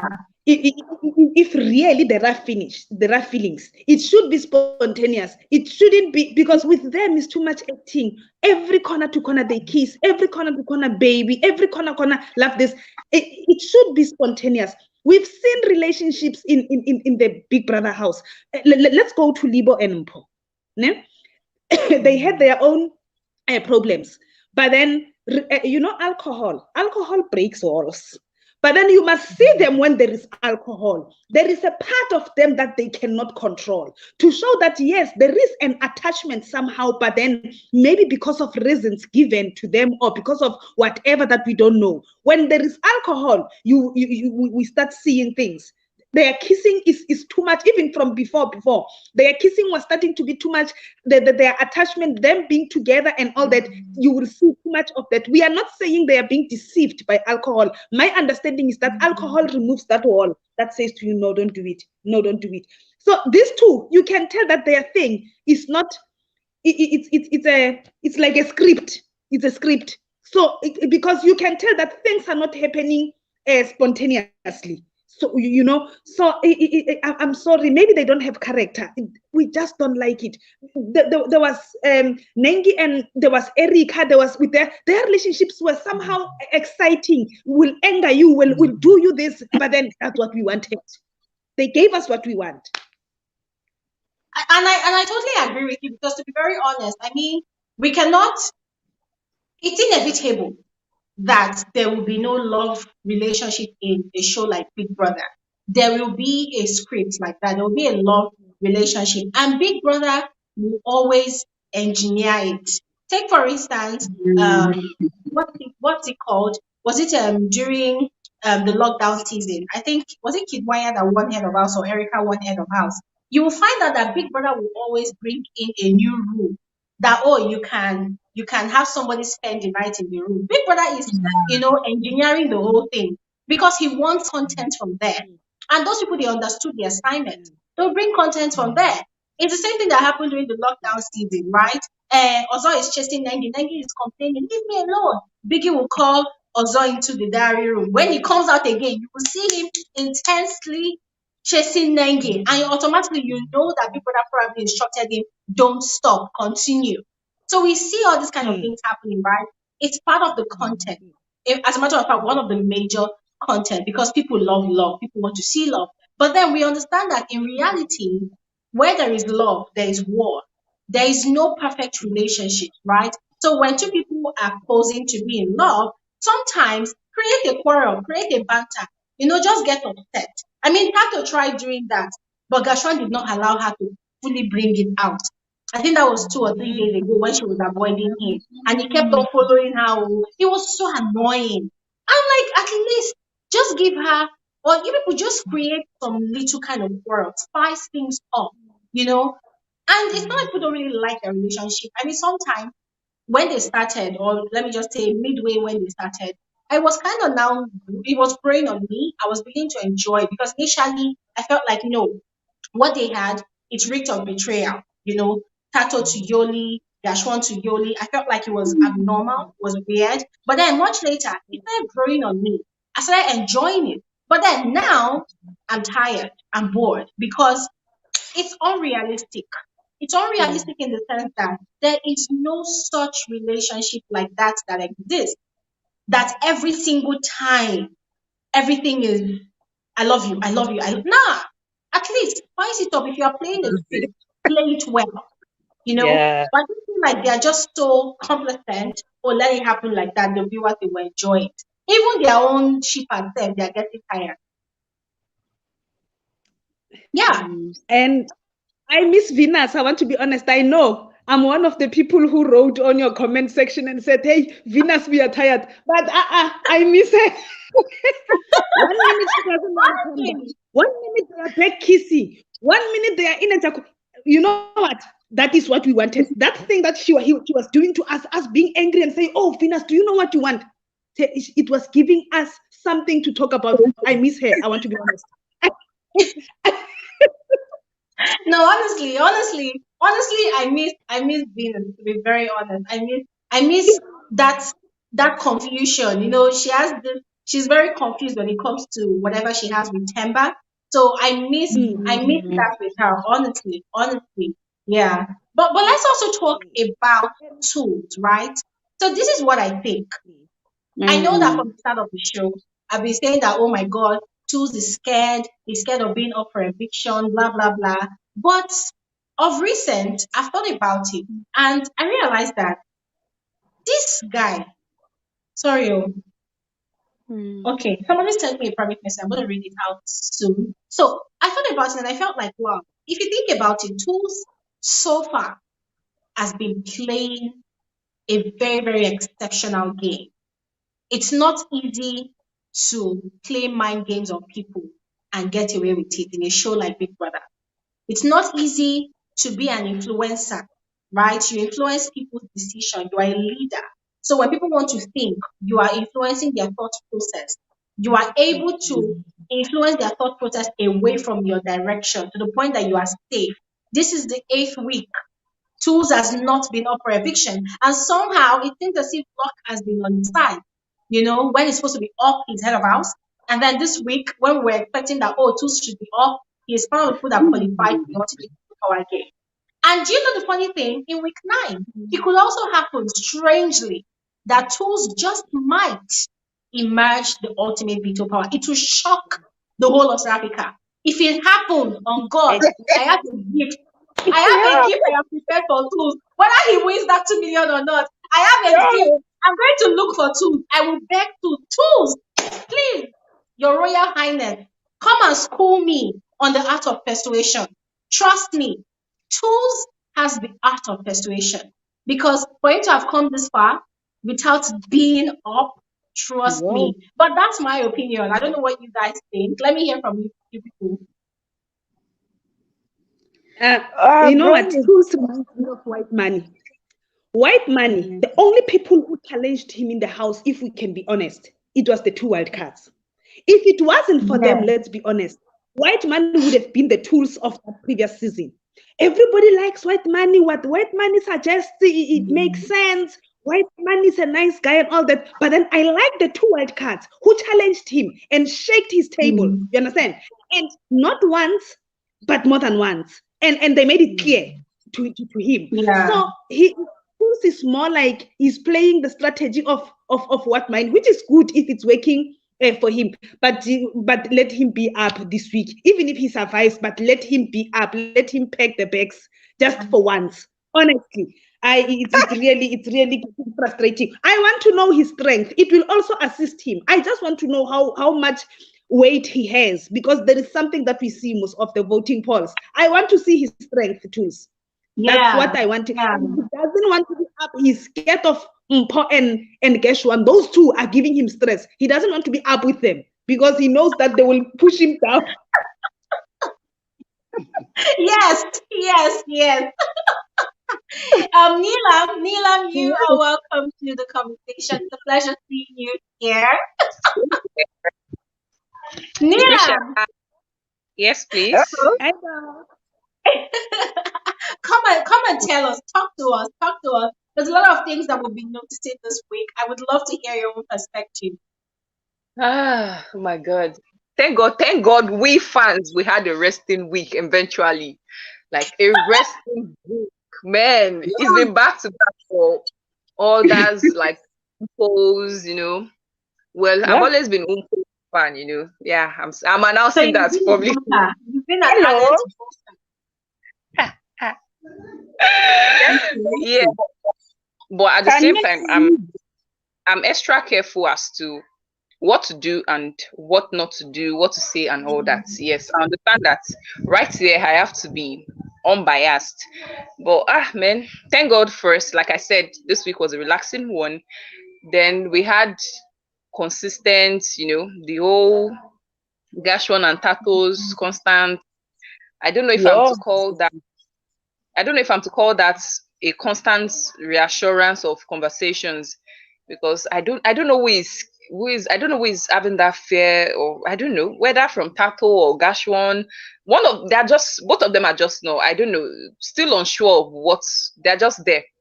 They're just there, still holding on to whatsoever is the connection and affection between them. Then we had the Mpho. I watched this week from where I had conversations from Tools, Mpho, Sistamara, against Libo. Man, well, like I said on the comment section before I came online, I said the only thing, there's nothing to whether the show is boring right now or they are not bringing content. If we all knew our favorite has this content thing they are giving us, the best thing is you push Ada with your votes. That's the truth.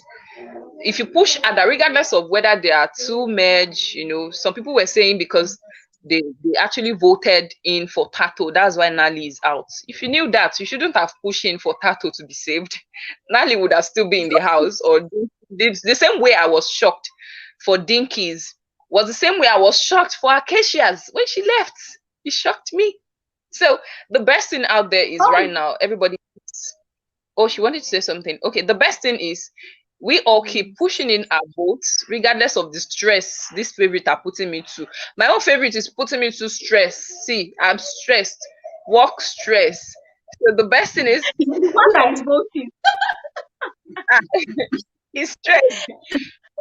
Additional stress to my part. So the best thing is this week. I understand that there might be a twist this week for everyone with the veto power.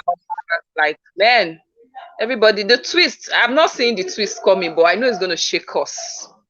Because I hope it's going to shake us, because to be very honest, I've not really been properly shook. If I do say so myself, not really. Florence, do you want to say something? Yes. Okay. Let me not continue. Let me not stop. Okay. Yes. Shem, I'm happy about the way you've talked about the thing of Venus and Nale. Yeah, I was also shocked when Now they left because I'm like, when you see on the polling voting thingy, because they put them afterwards, the evictions. I don't know why Biggie needed Nali to be out, because I could see Nali had a bigger percentage compared to Venus. But Nali left. And I'm like, yo, guys, how sure I can be having 19 and the other one has 7, but you both go. You I'm know, like, last yo, week, the previous week, I think Nale and Tabi would have been evicted if they were to go by looking at the percentage. But I think they have a pattern to the eviction. So the day they evict 2 people, the next week they'll probably evict 1 person. The next time they evicted 3 people, the next time they will evict 1 person, or they won't evict at all. So I feel like they're trying to create that balance. But in the process of doing so, I feel like they are making the wrong moves. I'm talking about the organizers now. And because that is where their own decision in controlling the numbers now come in. The voters has their own role to play by voting and giving the direction of the vote and which housemate should stay or leave. But then the organizers too, I guess they're also doing their own calculation of, okay, if 1 person goes this week, the house will be 2 reduced. So let's leave this person for more entertainment, So Nale, if you talk about it that way, Nale should have been evicted the previous week. The week that Tabi was evicted, Nale should have been evicted. okay. Yeah. So I guess they probably gave her 1 more week in the house to have fun. She has always wanted to have fun. And then she probably did not give us any content like that she's out. Yes. But I see what you mean. It also happens in BB Niger. You see somebody that has something percent and the person is evicted and you're wondering why. So yeah, it happens like that. Latricia, you're welcome back. For a second, we were worried that we lost you out there. We're glad you're back. Yes. So I'm sorry, ladies, I'm having flu. So I sometimes Sorry about that. Yes. Sorry about that. I want to comment on what Florence just said. Hi, Nalim. I didn't hear your comment because I was off, my darling, but I know you are always here. Florence, what she was saying about the voting poll, she is correct.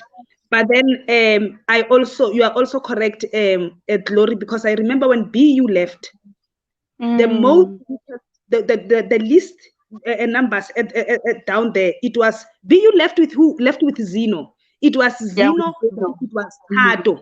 BU was actually somewhere on top, but unfortunately, maybe because Big Brother wanted 2 males to leave the house, because remember QV maybe created an imbalance, QV by voluntary exit.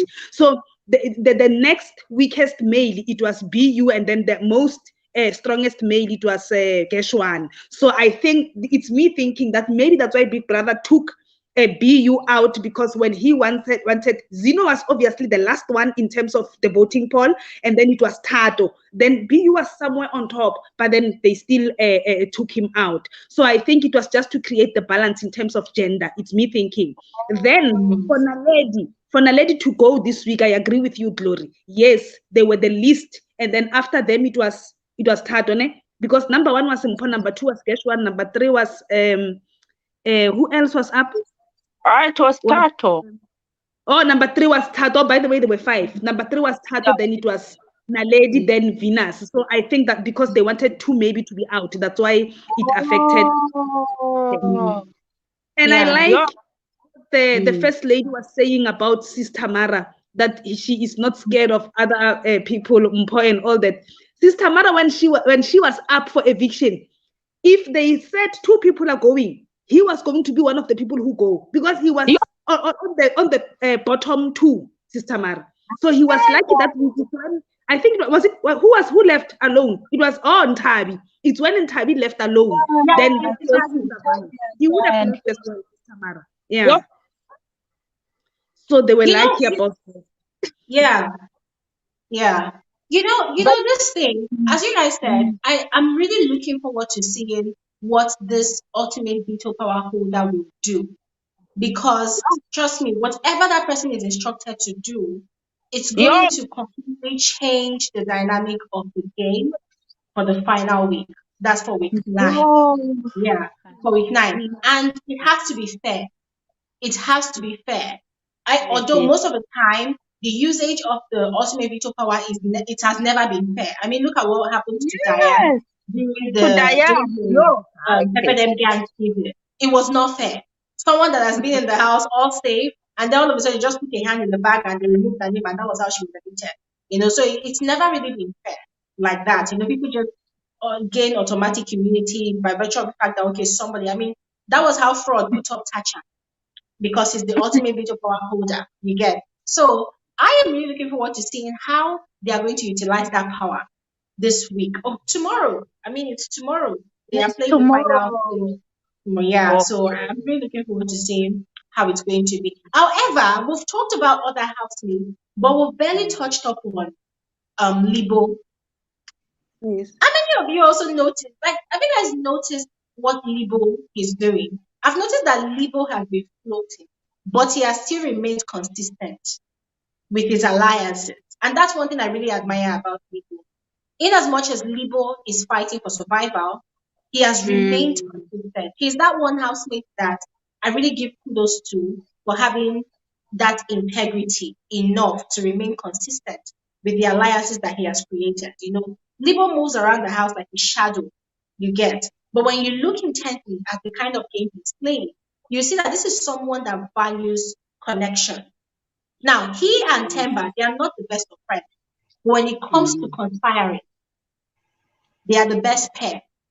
I mean, look at the arrangement they made. Oh, when I am head of house, you are going to be deputy. He did it during his time. Temba became head of house, automatically chose him as deputy. Even Gash1 was shocked because Gash1 was thinking that Temba was his best male friend in the house. Mm. Mm. You know? So, in my opinion, I really admire the game that Libu is playing. It might seem very, very conniving, but he has been very consistent about it. It's not a game of like what Terry is doing, where the flower blooms most. That is where Terry gravitates to. For Libo, even though the people in his circle are not really big, he remains in that circle. But that's just my opinion. I don't know what you could think. Libo, to me, what you are saying, I didn't really notice it. But then, what I can confirm about him, he is reliable, but partly he can never be trusted. But because he is in a game of betrayal, I think that thing sometimes kicks in. Remember the last time when he voted for Mpho, he said the first time he said his reason it was because they were fighting. Mpho might vote for him. So and then he said if I'm not head of house, she was going to vote for me. Okay. Then the second time he said the reason it's when they conspired that for them to push Gash1 out, they have to put him with someone who is stronger than him, although they were not sure who is strong between Mpho and Gash1. So and later on that day, that is where the reality comes, the loyalty comes. Later that day, if you can remember, on Sunday before the evictions, he was crying bitterly. I don't know if maybe I didn't get it clear why he was crying, but he was thinking out of the pain that what if Mpho and Naledi go, because he swapped Naledi Mos and he voted for Mpho, and indeed Mpho was up for eviction. He didn't save Mpho, so and they were already starting to be in good terms. So it shows that. But yes, he is a man of his word. He stands on what he is standing. But equally so, I think Sistamara is also someone who's like that. It's only that Sistamara, when he sees a possibility of betrayal, he moves away from that betrayal. I'm sorry, Latricia. If you talk about loyalty, please don't mention Sistamara. Sistamara is a core game player. There is nothing like loyalty in Sistamara's dictionary. You're right, yeah. Sistamara is all over. It's all over. One, two, three. Yeah, and he broke it. He broke it when he didn't save Terry, when he didn't. When he voted Bino. Yeah, on that one, no, I withdraw. I got it all wrong. But yes, he is not. Temba and Sistamara are two people who are playing the game of betrayal. Those are the best two people. Yeah, and I agree with you about that, but when I was saying that Libo is consistent in his alliances, remember what Libo had with Mpho was not an alliance. It was an intended situationship that went Yes. south. It did not work. And then, and I don't know if you also noticed that when the game started, when the show started, Mpho Dimo, it seemed as though she was the one controlling Libo.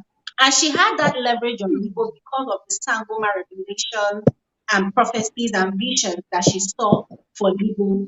That kind of tied Libo to her. It was like she kind of invested emotionally in Libo's emotional bank. So Libo felt indebted to Mpho.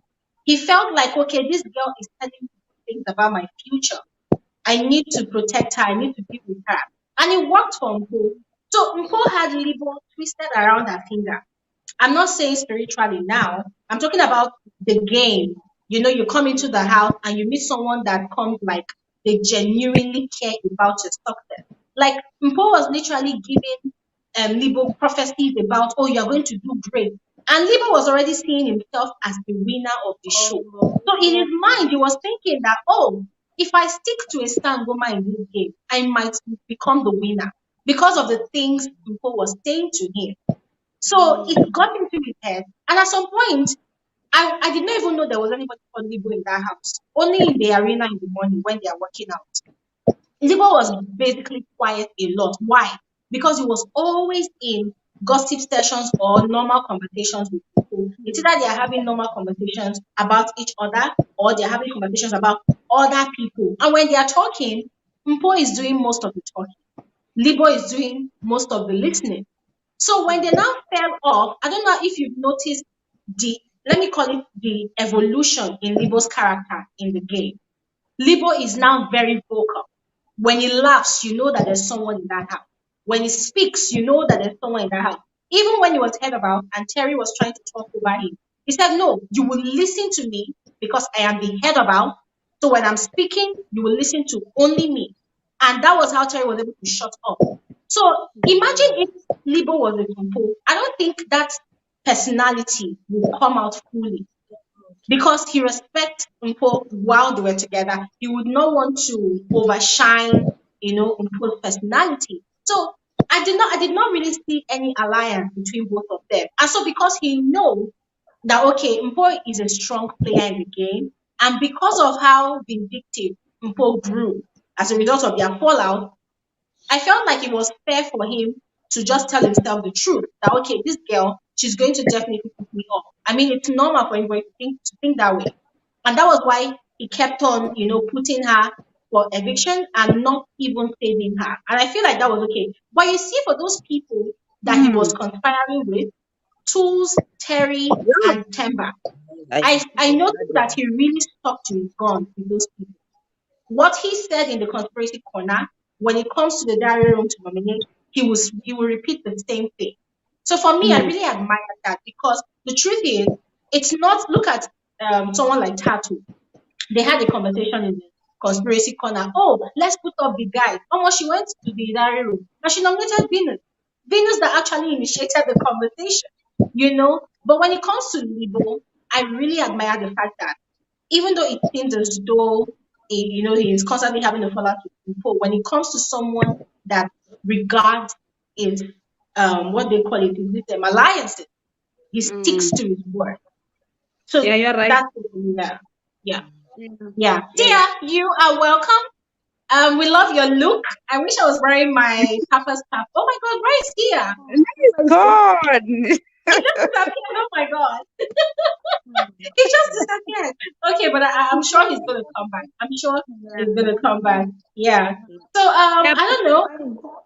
You're right. Okay. What you're saying about Libo, let me add on that. You are very right. He is a man of his word. He stands where he stands. And yes, you are right. If he was in a relationship, still in a relationship with him, obviously, that one is given. Unfortunately, that's how a man is. Even a woman, there were things that were going to be compromised about him.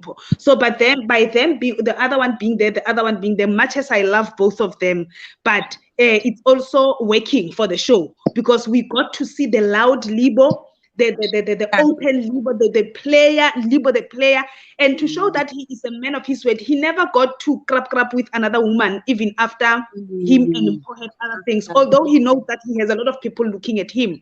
So yeah, you on that one, yeah, I fully agree with you. Hi, Thank you Sia. very much. So let me welcome Sia officially, the papa of the screen right now. You are welcome to you're welcome to the conversation. I love your cap. I wish I was wearing mine right now. We would have looked alike. We could have been twins, eh? Yes, yes. So Sia, Okay. I was really looking forward to you joining us because I knew that you were going to come with guns blazing. No, What no, have no, you no, noticed? no. Ladies, how you doing? We are fine. How are you? I'm good. I'm good. Yeah, ish, Glory. I don't know if I'm bored or not by this.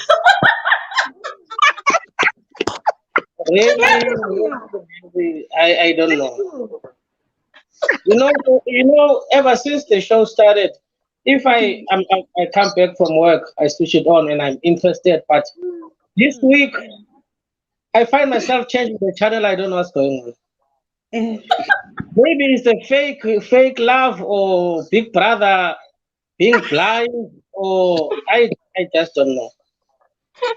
Cameraman, just people are in. There's no one in the dare room, but we see the dare room popping up. I'm like, what is going on with this production people? I don't know.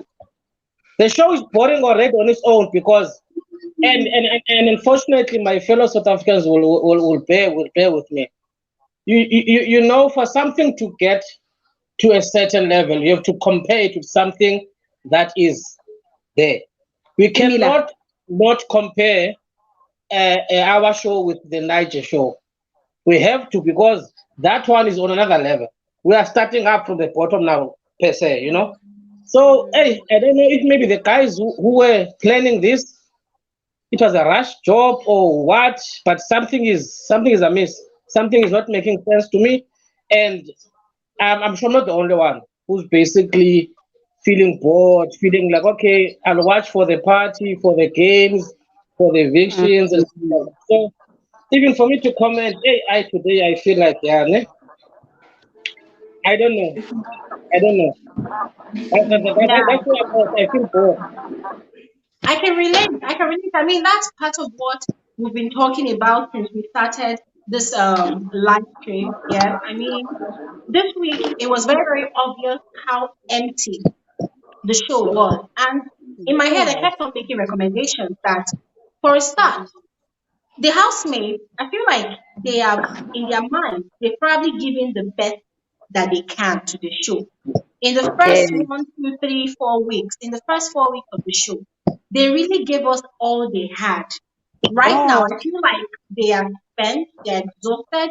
They don't really have any genius ideas in their banks anymore on what to do to spice up the show. And I felt like this is the time that Lawrence and Big Brother could have stepped in. Although Big Brother tried to step in with the secret task and Tato opened her mouth, a small mouth, to scatter everything.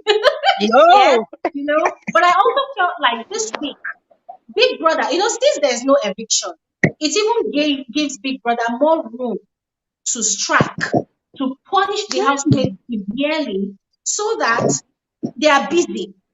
Not Yeah. busy preparing for one nonsense weekly wager task that will help them to get more food. Because as it Mm, is right now, they have too much food in the house. But keep mm, them busy in the sense that they are busy getting punished and they are busy creating content, making the show more interesting and exciting. Take, for instance, Tattoo and Gash1.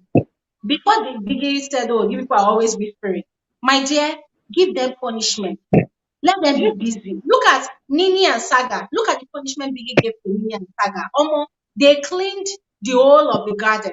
They cleaned and cleaned and cleaned. Let them carry their romance and go and clean dirt. People that should give those people punishment for whispering. Give them punishment. Look at Temba that is always not using his microphone. This thing has been happening from the very first day of the show. This housemates not wearing their microphone. Give all of them punishment. mm. Let Yeah, them be busy. we did You know, speak about a few weeks back that The time Big Brother decides to wake up, the time he decides to wake up, it might be too late. Yeah. So it might be too late. And now the thing is, if now he decides, remember I asked you this question that, okay, fine, if now he decides to punish someone for an offense that someone else did commit before, how fair will that be? You see, now the production is caught in a I don't know, they got caught between a rock and a hard place. So that is why even people like Tato can blatantly read out the blueprint of Big Brother, so and so. That this happened, that happened. So now, even Big Brother, I love when that happened actually, when Tato did that. I was like, thank you, Tato. Just to show people that, gee, you have not been doing your job. You see, the plan here to Slibo. Tato just poured water all over that thing now. It didn't make sense anymore. Because why? Yeah, They are not yeah. scared to speak about production, speak about nomination, campaign, slightly. Everything is open. And now people that want to pick and choose who to discipline. For me, it's gonna make the show lose its authenticity. That's where I'm at. That's why I'm getting bored now, because now we're forced now to watch these two people faking love to each other. I mean, yo. Okay, Sia, we have Lupisha. Lupisha, you're back. Welcome back. And then we also have the beautiful Helen. Ellen, you're welcome back. I mean, I'm super excited to see you the second time joining us. Yes. Okay. So, Ellen, since this is your first time talking today, let's hear from you. What have you been observing from the show? One, hello everybody. Hello, Glory. First I'll talk about Libo quickly. Libo has great potential in him. I wish he could just wake up and realize that he's built up for bigger things. I think his self-esteem, it's a bit low, and he's living under Tulsi's shadow. He's always second guessing himself, but he's got great potential. And I wish South African men who watch the show can take him under his arm and try and mentor him to be the best version of himself. I'm done with him. Thato and Gash1, fake as hell, boring, dry, boring and dry. The only ship that was close to genuine was Terry and Vino. That Yeah. was natural. It wasn't forced. That's the last time we saw a potential ship. Tato and Gash1 are just dry. They are acting for the camera. And what annoys me the most with Tato is that she knows exactly where the cameras are. You will see her eye, Yeah. like at the corner of her eye, checking out the camera, and she'll be doing these PDAs and everything. So I don't. Actually they're making the show boring. And Biggie himself, with these lack of punishing these guys, he's also contributed to the show being dry. I'm actually not even looking forward for Sunday, especially that Lawrence as well is not. We are not trying to compare him with Ebuka. No, he's his own person. He's got his own script.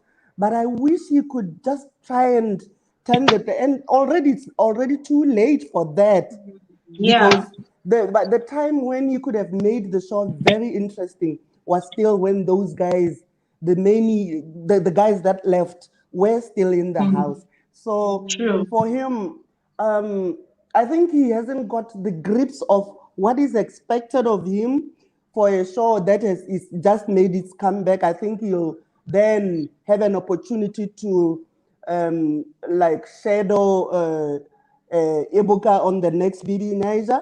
And then next year, I think we'll see a better version of himself. Yeah. In terms of time, the smartest person who's playing his game is Temba for me. That guy Okay. is very smart. Sistamara, hypocrite, snobbish. She's very, very deadly, that one. I love Sister Mara. I love her fashion sense. I love her energy. But, you know, it's one thing to get things in a, like, I don't know, in a way that is not very common, but it's another to be like very, if Sister Mara is given an opportunity to drag, for instance, Terry, who's been there, who's really gave her the confidence, if she is given the earliest opportunity, she will kick Terry out. And for me, I know that's a game, but at least 2% of loyalty she should have had for Terry. And she doesn't have, she has zero loyalty. As for Tools, his ancestors are really at work. And the moment Tools goes up, he's going to be gone. But the rate at which he's been saved, I think Tools will ultimately be in the top 5. He might even win the ultimate veto power tomorrow. I'm telling you, I don't want him to win the yes, but Tools, the way Lady Luck has been smiling on him, he's on his way to the top 5. Yes, he's a smart player, but yes, but it's all about luck for him, and he managed to intimidate those guys in another snobbish way that they didn't realize the intimidation, but they thought he was this best thing that's ever happened to them, and he took advantage of them. But I'm telling you, two things. It's either he's up and he goes the same weekend, or he wins the veto power, he's going to be in the top 5. I'm telling you. Let me stop this far. I'll keep on taking part as we discuss. Thank you, and it's so good to see you guys. Thank you so again. much, Ellen. Yes. You know, before you go, you mentioned 2 things.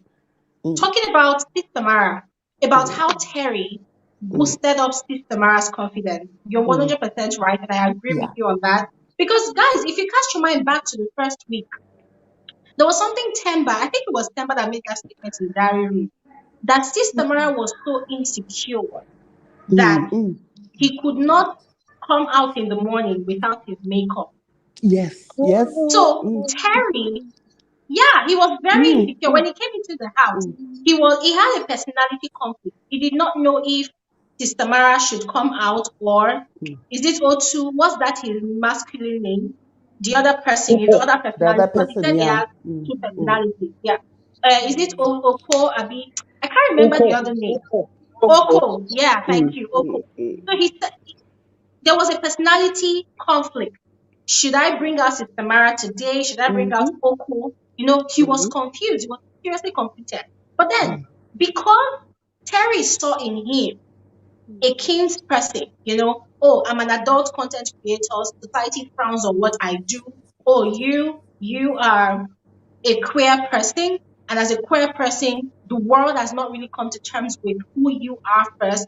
You represent a certain community of people. I represent a certain community of people. Let's come together and let's move on together in this house. So I feel like Terry kind of also contributed in boosting up his confidence in that house, you know, very true. Playing dress up with him.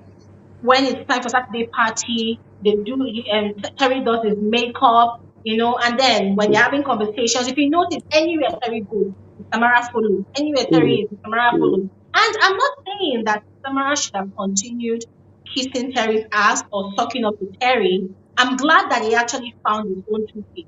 I'm glad he actually found his way. But if at all, that loyalty, the way he killed it, it was so brutal. Yeah, it was. And one thing I will always say to my friend is, in as much as Bbmzansi is an entertainment show, there's also some level of moral that people learn. Yeah. You know? So imagine people now that are watching the show and they're like, oh, so in a friendship, you can easily cut off who you're supposed to be loyal to, you know, things like that. It messes up your mind. And you're wondering, so what exactly is the concept of loyalty? You know, if push comes to shove, is this how you should betray someone that is really close to you, someone that has really been there for you? And then she did it the first time, she did it the second time without remorse. And somehow, I'm going to confess this right now, I'm not going to lie to you all. Every time they played the Friday Night Arena game, On those nights that Sistamara did not win, I was excited. I was happy. I'm not even going to lie. And I was happy because I wanted, it felt like it started getting to his head. Oh, I'm competitive. Oh, I'm the one that is going to win. It started getting to his head. And because he was winning on some things, it now made him feel more superior than every other person. He became proud at some point. So me, I was over here. I was sitting pretty and praying sometimes that now the Tamara should not win today. He should not win today. And then when he won the arena game yesterday, I'm like, yesterday. okay. And if you see his reaction, the way he was excited, you will see that he now valued winning more than before. After several losses in the arena or any other task they had in the house, he now valued winning more. So his happiness yesterday, I felt it was more genuine than other times. Other times, his happiness came with pride, like, oh yes, I'm competitive. I knew I was going to win. But yesterday, after being deprived of winning in the arena for a bit, after finally winning, he now appreciated it more. It was very emotional for him.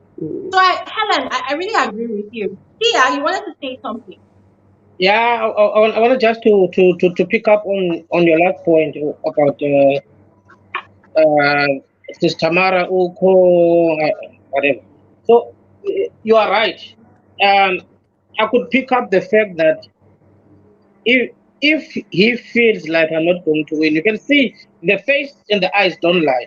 You can smile and pretend, well, so the face and the eyes don't lie. You can see that if he doesn't win, he thinks he deserves to win every time. So what we're saying is right.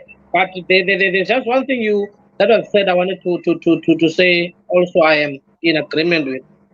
With Terry, I'm not against her. She's loud and all and whatever. Yeah, she's too loud, by the way. But okay, fine. The only thing I'll say from her I really appreciated is how she loved Sistamara unconditionally. How she made Sistamara feel welcomed. How she made Sistamara feel like, no, if the boys with their men conference don't want you in, we are here for you. Come join me. Come be my friend. That is one thing about her that I would say, even in life, we need to adopt that stance when it comes to the LGBTI community. We don't need to make people feel like your lifestyle is wrong or we are not supposed to be feeling this way. So it's just those two things I wanted to put across. All right. Thank you very much. Thank you very much. And while we are there, once Sistamara is not going to win the 2 million. No. Yes, he's won the arena games. But Ellen, his fans are gonna come for you. I don't really care.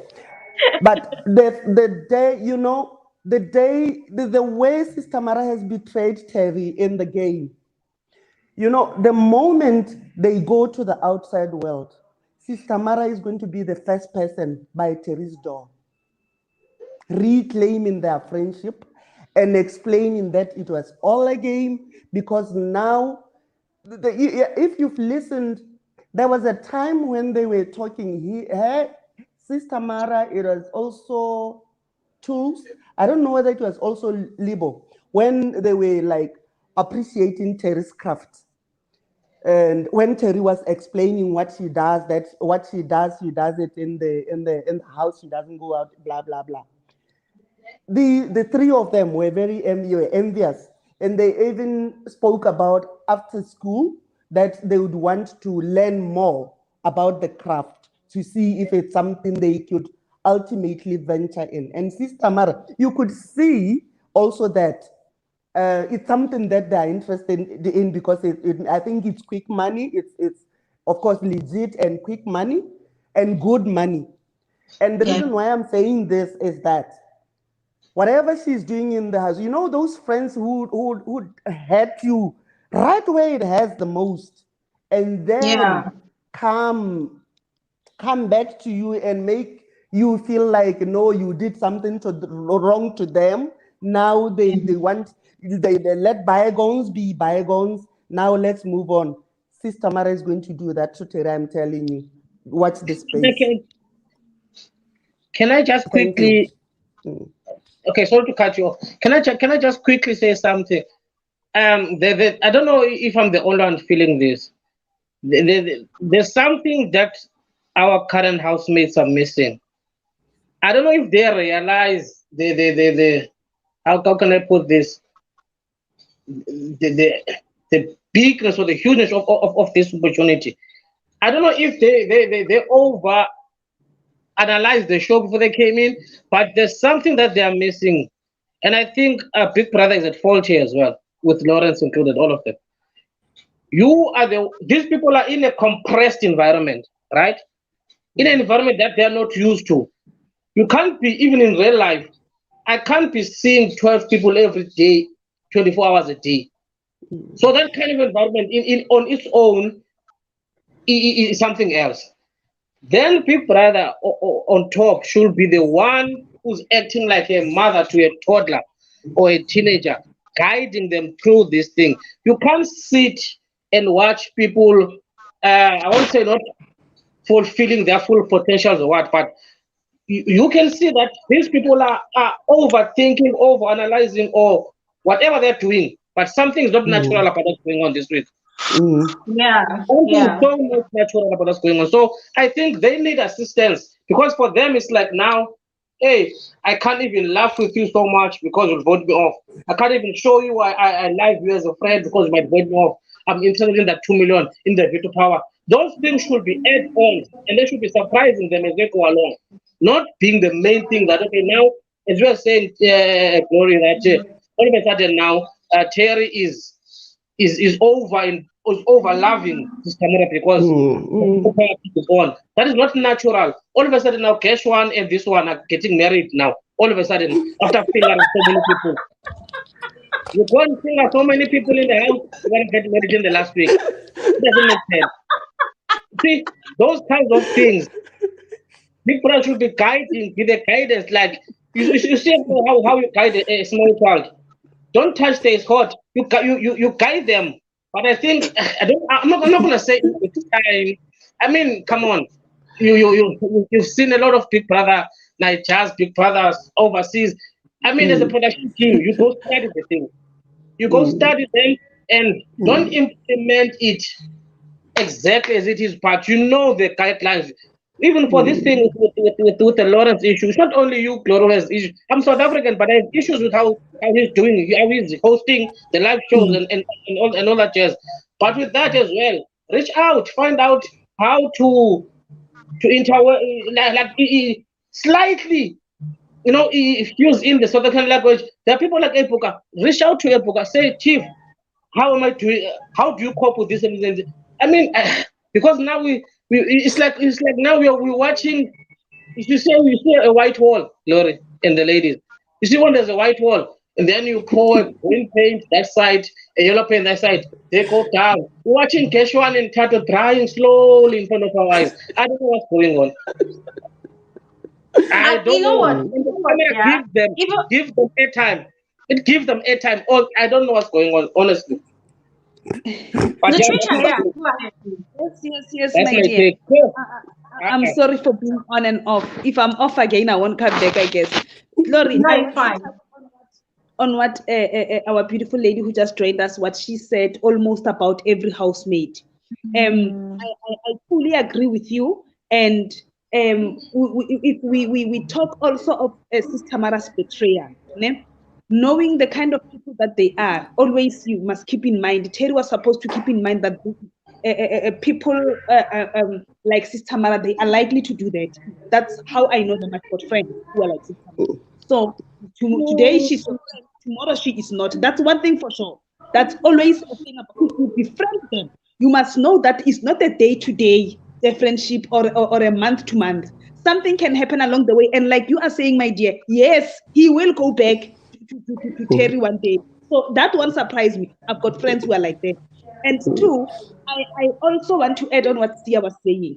I don't know if it is possible for Big Brother Mzansi, I don't know, to do what whatever after the show, so that they can check what was the viewers' expectation, what were the viewers, like the points that we are raising here. If it was possible, I wish one of the people in the production team was also part of this, even though not commenting, but then so that they can know what is an expectation. Because mostly what I am saying, it could be other 10 people saying it, other 10 people saying what Sia is saying. You get that? So it is for them to know what is the expectation of the people.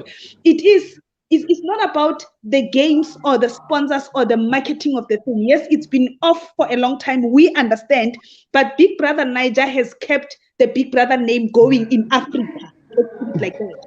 And we also have a history of Big Brother Africa.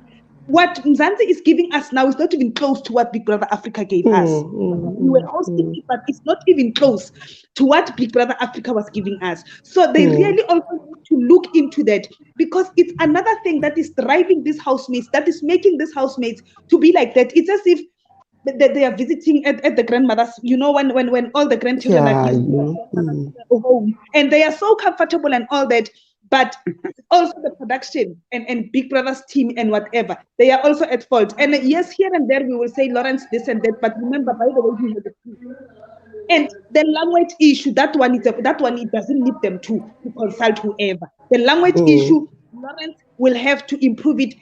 You know, I feel so bad to see that we have people from other countries who missed out some things that he said, which is unfair, because when we watch Big Brother Niger, Ebuka is strictly on English. They talk English and they do not allow the Nigerian languages. In Big Brother South Africa, they are saying they can at least talk one word, maybe translate, but then it mustn't be the whole sentence, which is still unfair, because it's enticing the housemates to make more mistakes. That one word can mean a lot of things, and the Glory did not get it. It can mean a lot of things, but the Glory did not get it. So, which is unfair, because for them watching it, it is working to their advantage as a production, whatever, those things. For the people from other countries watching, but it seems they are not taking that into consideration. But I wish and pray that maybe they do look at such conversations like this one. I really wish, because maybe it will assist them. We are not telling them what to do, but then honestly, they are doing it for us. It's us who must be happy or enjoy it or have something to argue about. It's not for them or for the housemates. It's for us, the viewers, because we are giving them, the more viewers they have, the more chances they will have for multi-serve or whatever or whoever.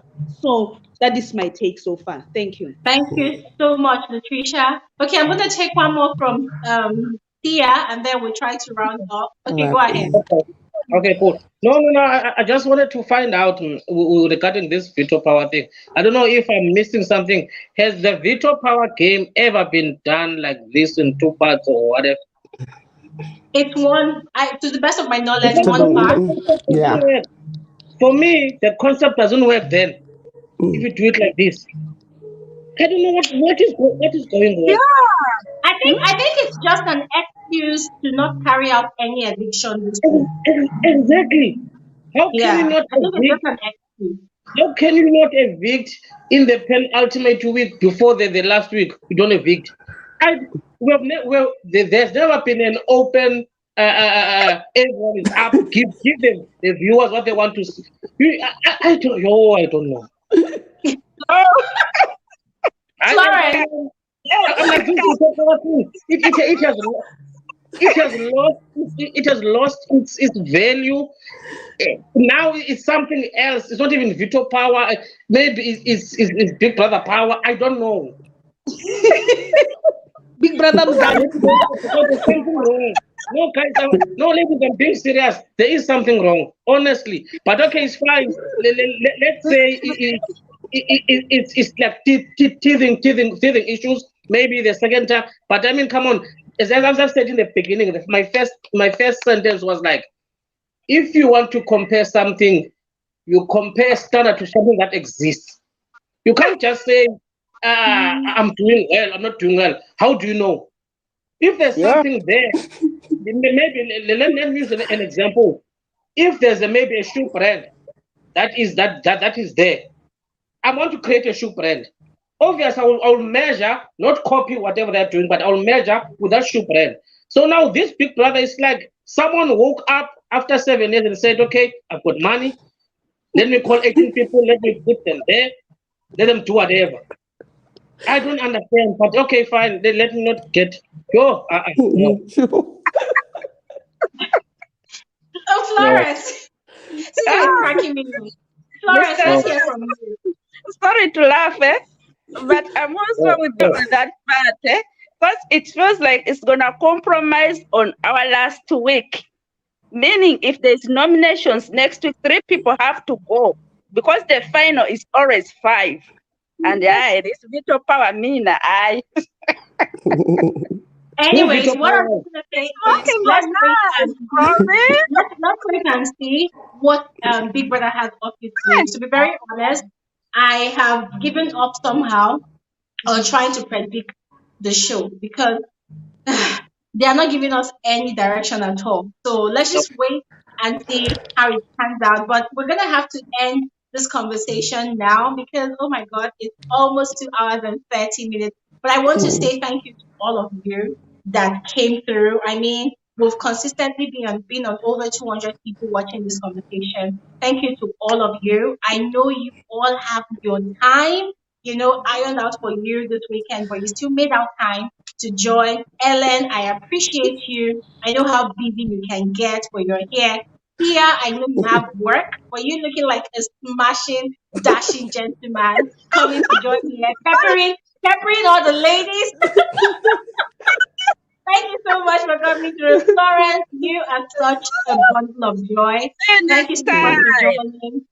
Latricia, I know you're not here right now, but I know you're somewhere watching here right now. Thank you so much, Latricia. Your contributions are always welcome. They're always appreciated and they're always valued. But I'm going to have to end this conversation here. Thank you so much. Enjoy the rest of the weekend. I will see you guys on another video. So let me just take you guys off the screen and then end this conversation properly. Thank you. Bye. Bye. Yeah. Okay, everyone. Thank you all so much. Oh my God, it's been a rich conversation. It's been a rich conversation. It's always a thing of joy for me to be on here having conversations with all of you. Trisha, thank you so much. God bless you. I know how busy you all can get, but you are here regardless. Thank you very much. And for those of you who are here right now, once again, thank you. I can't say thank you enough. Thank you so much. We do this here every Saturday, 3 p.m. WAT. And as I would always say, whichever part of the world you are, just use Google World Clock. Just put 3 p.m. WAT Nigerian time. It will show you world clock. It will show you which time it is, from your own end. So we're going to do this again next week, Saturday. We do this every Saturday. So don't miss out. Make it a date with us. All right. And there's a lot to talk about. I will still be giving you guys updates on what's happening in the house. Tonight is the 8th Saturday night party of the season of the show. And tomorrow, of course, is the 8th live eviction show. Well, there's going to be a live eviction show, hopefully, but there will be no eviction. So what we are looking forward to tomorrow is how or who will emerge as the ultimate veto power holder of this season. Yeah, so I will be giving you guys all of that update. So don't miss out on my videos. If you've missed out on anything from this week, just go ahead, check my channel. There's a truckload of content to keep you busy if you want to get busy with my content. And that said, this is where I'm going to end this particular episode of Francis Speaking with Glory Elijah. And listen, let me encourage you guys with something, all right? I noticed that whilst the conversation was going on, the comment section was buzzing with a lot of comments. I mean, I couldn't have really read out all the comments, but I want to encourage you guys, listen, this show is not for a specific number of people, it's for everybody. So whenever we start up the conversation like that and I share the link in the comment section, don't be shy. Don't run away, all right? Just go ahead, click on the link and join the conversation so that you too will be heard, all right? Everybody's opinion here counts, right? Everybody has a different perspective to how they see things, and I always love to know what you all are thinking, if it is possible. So next week, I am looking forward to seeing more amazing faces, hearing more amazing voices, and listening to more amazing perspectives. That said, everybody have an amazing, amazing weekend. I will see you guys on another video soon. Bye. Hey, stop right here. Don't go anywhere. You are especially welcome to my YouTube channel. My name is Glory Elijah, and This right here is frankly speaking with Glory. I am the girl with the tea. I give detailed analysis of reality TV shows like Big Brother Naija, like Nigerian Idols, like The Voice Nigeria. You know, basically any reality TV show that actually interests you, it automatically becomes my interest as well. I literally carry on for my head.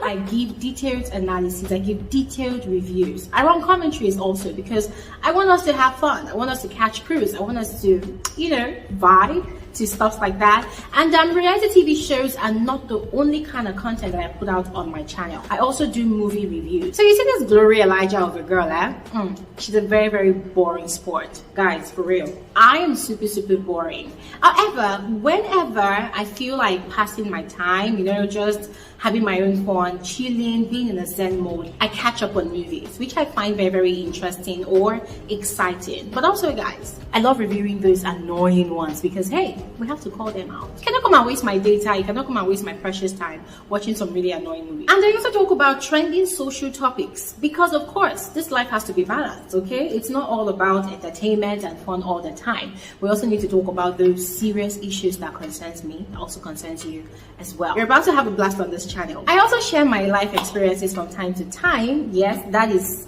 when people ask me to talk about it. But if people don't ask me to talk about it, sometimes I do not feel the need to talk about it. I like keeping my private things private. But once again, you are welcome to my YouTube channel, and as I told you before, you are in the right space. Trust me, you will be so addicted to this channel. People are going to be asking you, what's happening with you? Are you okay? And hey, don't forget to turn on post notification, all right? That is the best way for you to